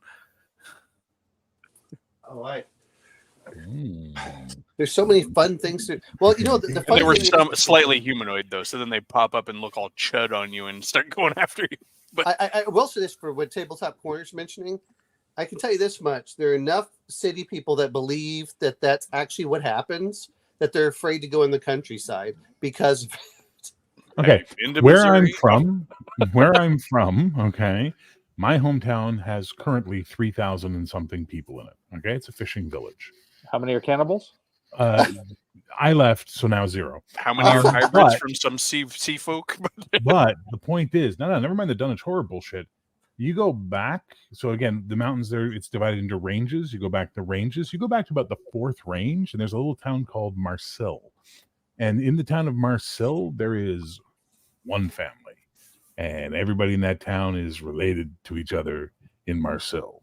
And when they come into town to buy supplies around hunting season, you know the Marcille people are in town because they look like the Marcille people. Yeah, there's some of that comes from like real world Appalachian stuff too. No, this is the real world, dude. This is where I grew up. This I know, isn't bullshit. No, I'm saying no. That's what I'm saying. There was a lot of that, like in other isolated parts of. the United States we're too. part of the Appalachians, so yeah, there you go. Yeah, so But you get these insular families and who don't want to necessarily, they're so fearful of outsiders. They don't want to just mingle. focus. Yeah. Except maybe they capture some of the females from the party for that mingling. Or the elf because he's got a pretty. Are we watching? Okay, you walk into town. You walk into town. Everybody loses their shit, and they're so happy to see you, and they throw a party, and you don't know why. And then you finally find out later you were the prophecy. And now you get sacrificed to open the portal to let their god Ugthagu come through and fucking rule the world in chaos and horror. Or the next time you roll a random wilderness encounter that's a ghost, have it be an entire village of ghosts to where the party wanders in, thinks they're all normal, like hey, they're getting food and they're getting and they wake up and like the village is actually all decrepit and everything. Did anyone watch? Are we coming to Call of Cthulhu finally? Are we coming to? You can take your Call of Cthulhu until it's a collect call, and I'm not accepting the charges, sir. Did any of you watch the series Carnival, where they went into the one town? Call block of Cthulhu. and they had like everyone was dead there but couldn't leave. Yeah, it was. So I ran a campaign one time and a one-up in a session. Everyone played D&D. It was 2 a.m. So all right, let's play D&D. And they wound up finding a carriage on the road where they'd been attacked by assassins, and the prince was dying. And he said, "Look, I have to go. They're taking me to this wedding of this village on the other side of the hill, and it's going to break a curse. Can you get me there?" And they get there, and they found out that the curse was that the village is stupid. They were all stupid. Like insanely stupid, to the point where every time the priest mentioned to the village elder that he was a priest, he would answer with, "Come for the wedding, have you?" To the point where it was such a running moment that like everyone was crying, laughing over it. But at the same time, they just had to get this fucking town girl married off to break the curse. But they were herding cats because these people were just stupid and they just wander around, go into the river. And I'm telling you, you can have a lot of fun with a little isolated scenario like that, and have it just be in the middle of the wilderness is even more fun. And then Cthulhu shows up. Okay, you happy now, John? Tentacles. Well, do you know the yellow sign? Or the party finds the ruin of an old village, decides to stay there overnight because it'll provide shelter. But what they don't realize is that the residents of that village have now moved into the ground beneath the village and come up at night. Hey, Squirrel Hermit. Cheers, what if it's like Brigadoon? Cheers. What if it's like Brigadoon? The village only appears on like one day of the year, and There you if go. you spend the night in the village, you leave with it in the morning. And Lucille Ball is there. Okay, you took it to the weird place. That was an episode of I Love Lucy. Hey! Let's not forget, if we can go by movies, is the what was it? American Werewolf in London, where he gets bitten at the very beginning. Oh, that's a great movie. It holds Sequel, up. not so It's much. beautiful. Sorry, what was that? It holds up nicely. It's Oh yeah. one Oh, of those dude, ones I for watch sure. every year. It's just so good. Yeah. Wow, look at that. Oh Wow. wow! Cheers, Brian. 7 months. Nice. Nice one, Brian. Brian is it was the player of poor old Dernhelm, who I mentioned at the start, the Merp character who got speared through the heart on Saturday. Oh, you want to talk about wellness? How about the ones that have the creepy dolls in Mexico and do an equivalent for that? Oh, as the players islands go where out they have there? all the dolls hanging from the trees. Yes. Yeah. Well, Have you ever but that's- seen Space yeah. Hunter Adventures in the Forbidden Zone? Yes. Oh, a long time in the 80s. That Molly is a Ringwald, D&D right? adventure. You can make a D&D adventure out of that. Oh yeah. And when you get to the point where like the most there's the two parts that are the most fucked up. One is the weird place where they sleep and all the Michelin men come out to try and eat them and they have to flee. That's weird enough. But when they make camp in the safe place and then they hear that noise, that woo, woo, woo, and they look up and it's baby kids with fucking Molotov cocktails that start throwing fire down on them and shit like that. Dude, do that to a bunch of D&D players. And don't feel like you ever have to explain it, and it makes them all the better. Well, they make it. The explanation is, of course, that it's the chemist who works for the Overdog who mutated these kids Yeah. and does strange shit like this. So if you add that element into it, like it's the, I don't know what the The Mad equivalent of- Wizard in D&D. the Mad yeah. Wizard who does this for the Overlord and makes weird shit. And as they get deeper and deeper into the Forbidden Lands, it gets weirder and fucking weirder. It's And Bargle. nature's against them. Yeah, it's Bargle. Fuck Bargle. Yeah, exactly. That's the other Nice the to- less popular module about Bargle. Fuck Bargle. Nice to see you here, Tabletop Corner. Hope we've helped out with your campaign. I feel that's what sorry we're here for your for. players. I'm going to mention this. But have any of you looked through the Simbarum? A little bit. Want to, but I can never actually find a physical copy anywhere. Oh, okay. Well, I was just wondering because I don't know if you get the PDFs there sometimes, Eli. But Well, yeah, but I don't want to buy it. I want to look at it. well, no. I for the art. like the fact as Yeah. you go into the forest, the elves have made a pact with the humans. Well, but they made a pact with the humans that they weren't going to go in there, and so the humans have been breaking that pact by going inside. Yeah. Well, yeah, but then you start getting animals that are in there and get corrupted as well. So now players not only have to deal with the normal monsters, they also now have to deal with corrupted monsters that are in there. And but no, it's pretty cool because there's like ancient ruins and things like that in there, and but it gives that feel of am I going to make it or not? Yeah. You know what? That's Straw Piglet. That is every player in a game. It is. Yeah, they don't need any help. They don't need help. Yeah. We need a gathering of players. As soon as you get a gathering of players, they're going to find ways to fuck with their DM. That's just the way it works. And argue and fuck each other over and claim it's what their character would do, and et cetera, et cetera, et cetera, et cetera, et cetera. I'm chaotic neutral. Therefore, I'm apparently insane. I still like Lawful Stupid, which is I was watching Big Trouble in Little China, and all I can think is there's Lawful Stupid. I am playing That's this Saturday. If Gingerbeard's putting his game. You're playing your paladin? If it's Gingerbeard's game, will be. Yes. Gene's game, I'll be Paladin. playing Yogi. Yep. And you made second level. How many hit points do you have now? 12. Ooh. Let's see. I mean, Hey, Sean, is your character made it to second level yet? Not the one, not the orc.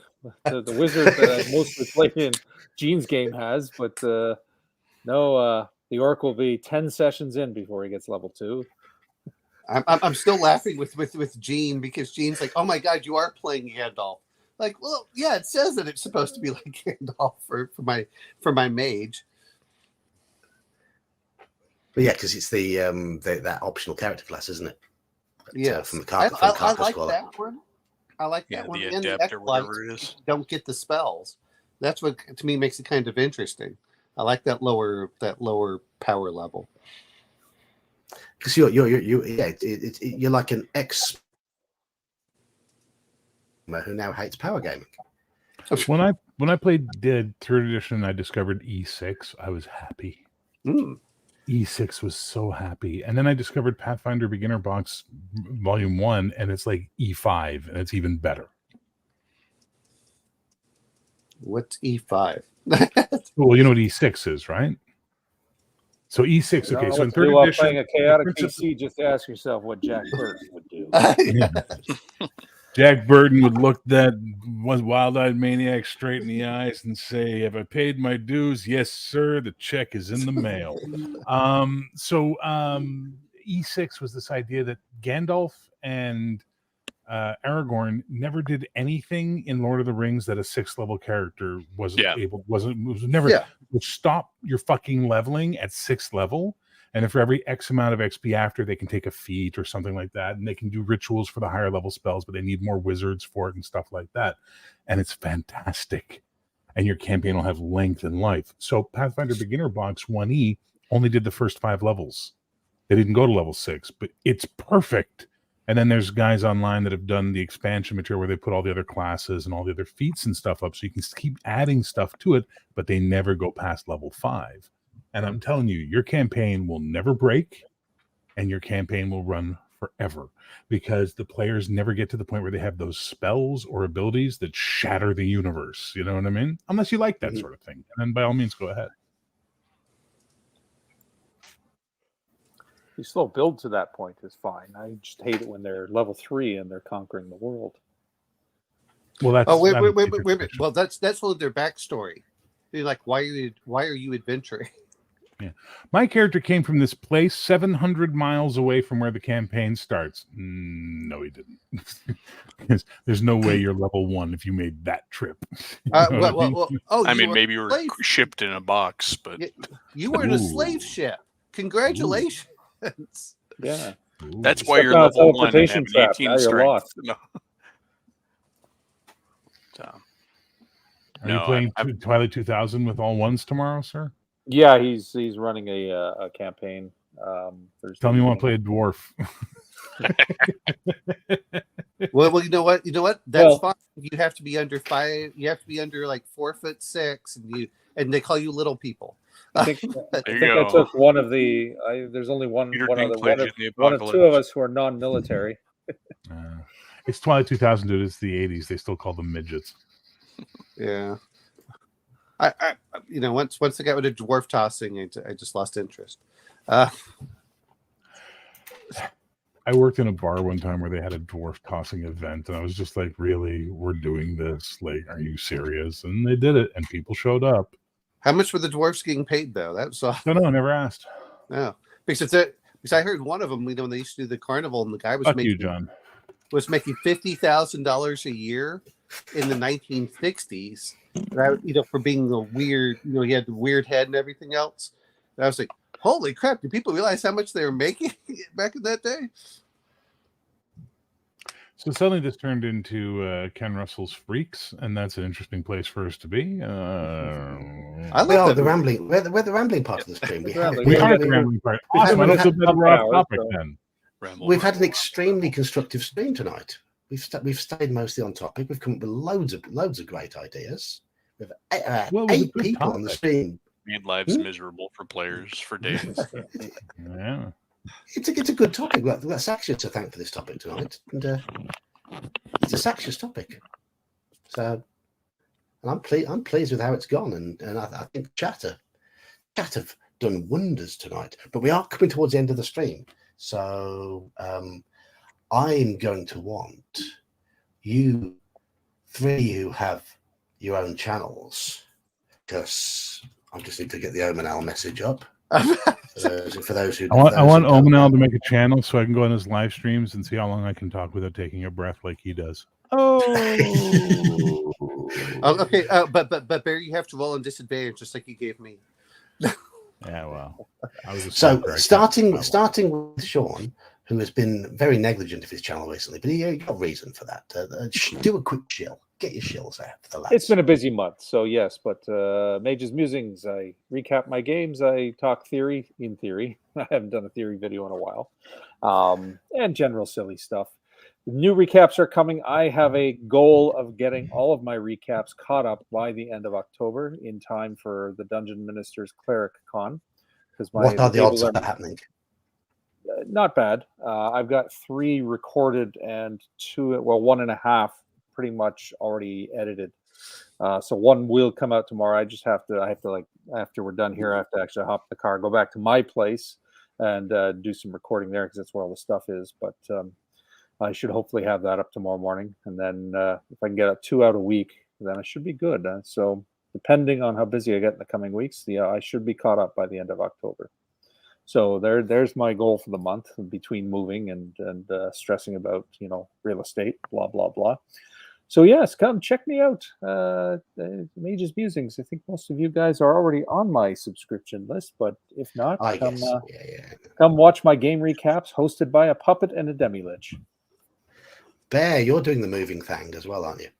Yeah, it's probably it's moving time for Canadian DMs. That's what's happening. We're all moving. I'm moving on Sunday. Annual migration, but yeah, it's the annual migration of gamers in Canada. It's really it's a majestic. Along with the geese, right? Especially when we flop along the beach and we just kind of walk into each other. It's really cute.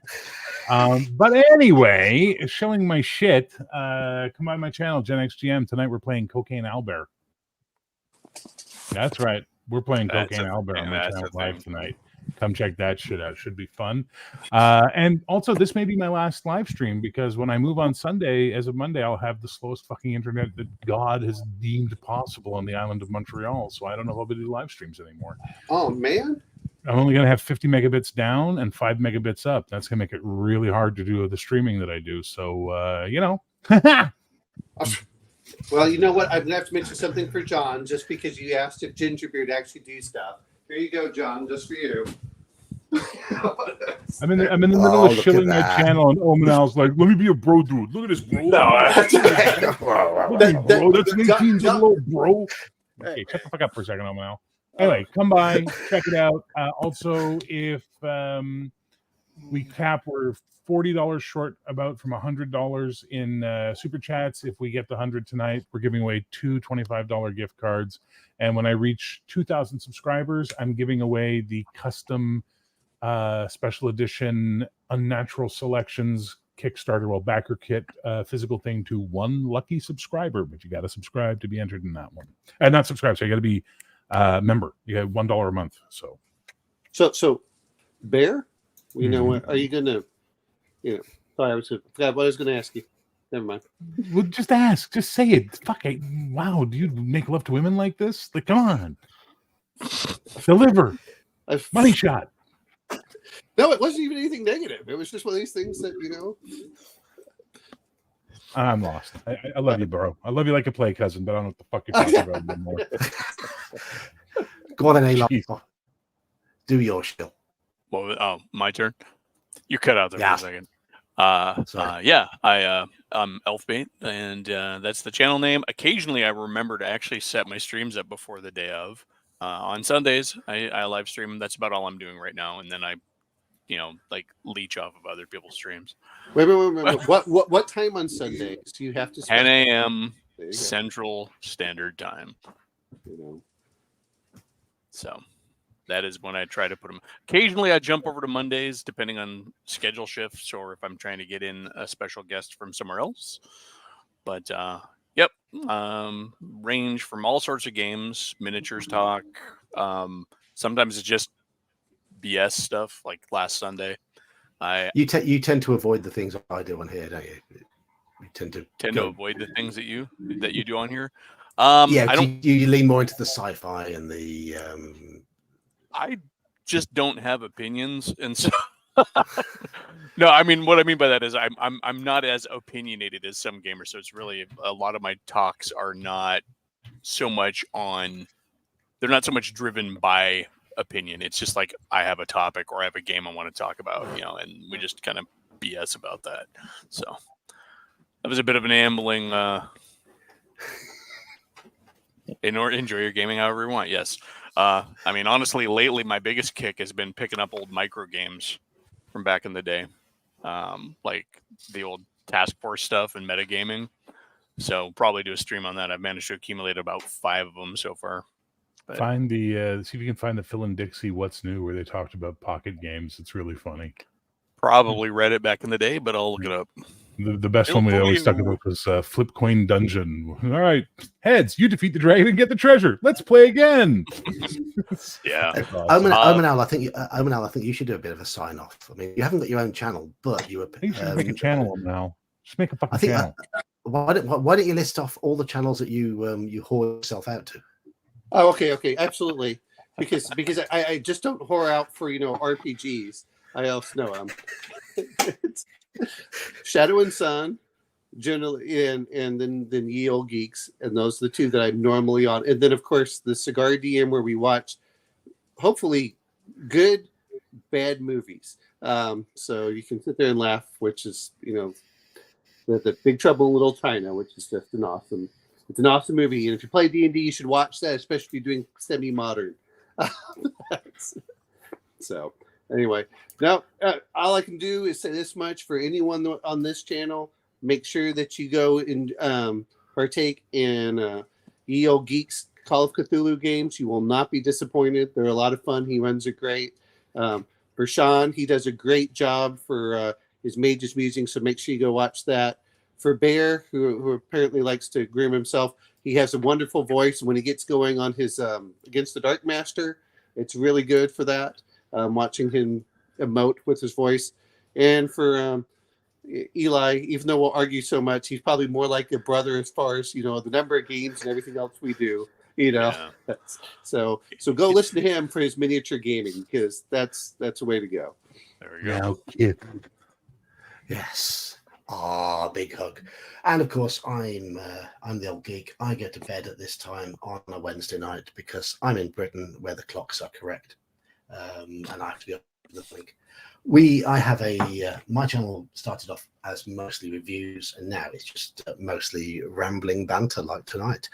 But I do have a Discord where we have quite a few regular games. Saturdays are packed with games now. On my Discord, and I'm doing a few games on Thursday nights occasionally as well. We do MERP, OSE, and Call of Cthulhu mostly on there. But the Discord is there for people to create their games, get their friends together. If you just want to join in and get a few, and put out for a few new players, because there are people in there who are looking for games who will join in. So if you want to play some games over Discord, come down to my old Geek Discord. I haven't put the link in this stream, but it's in most videos. There is a Discord link in there. So come along, join in, have some fun. And on that note, I'm going to say thank you to Gingerbeard, to Doof, and of course to Saxius, who they've been on with us tonight. Saxius came up with a topic which turned out to be a really, really good topic. We got our team into that one quite nicely. Hopefully lots of good ideas for UDMs out there to terrorize your players with out in the wilderness. But thank you all. Thank you everyone in chat. Thank you everyone who's been live. I need to go to bed, so good night all. Good night, everyone.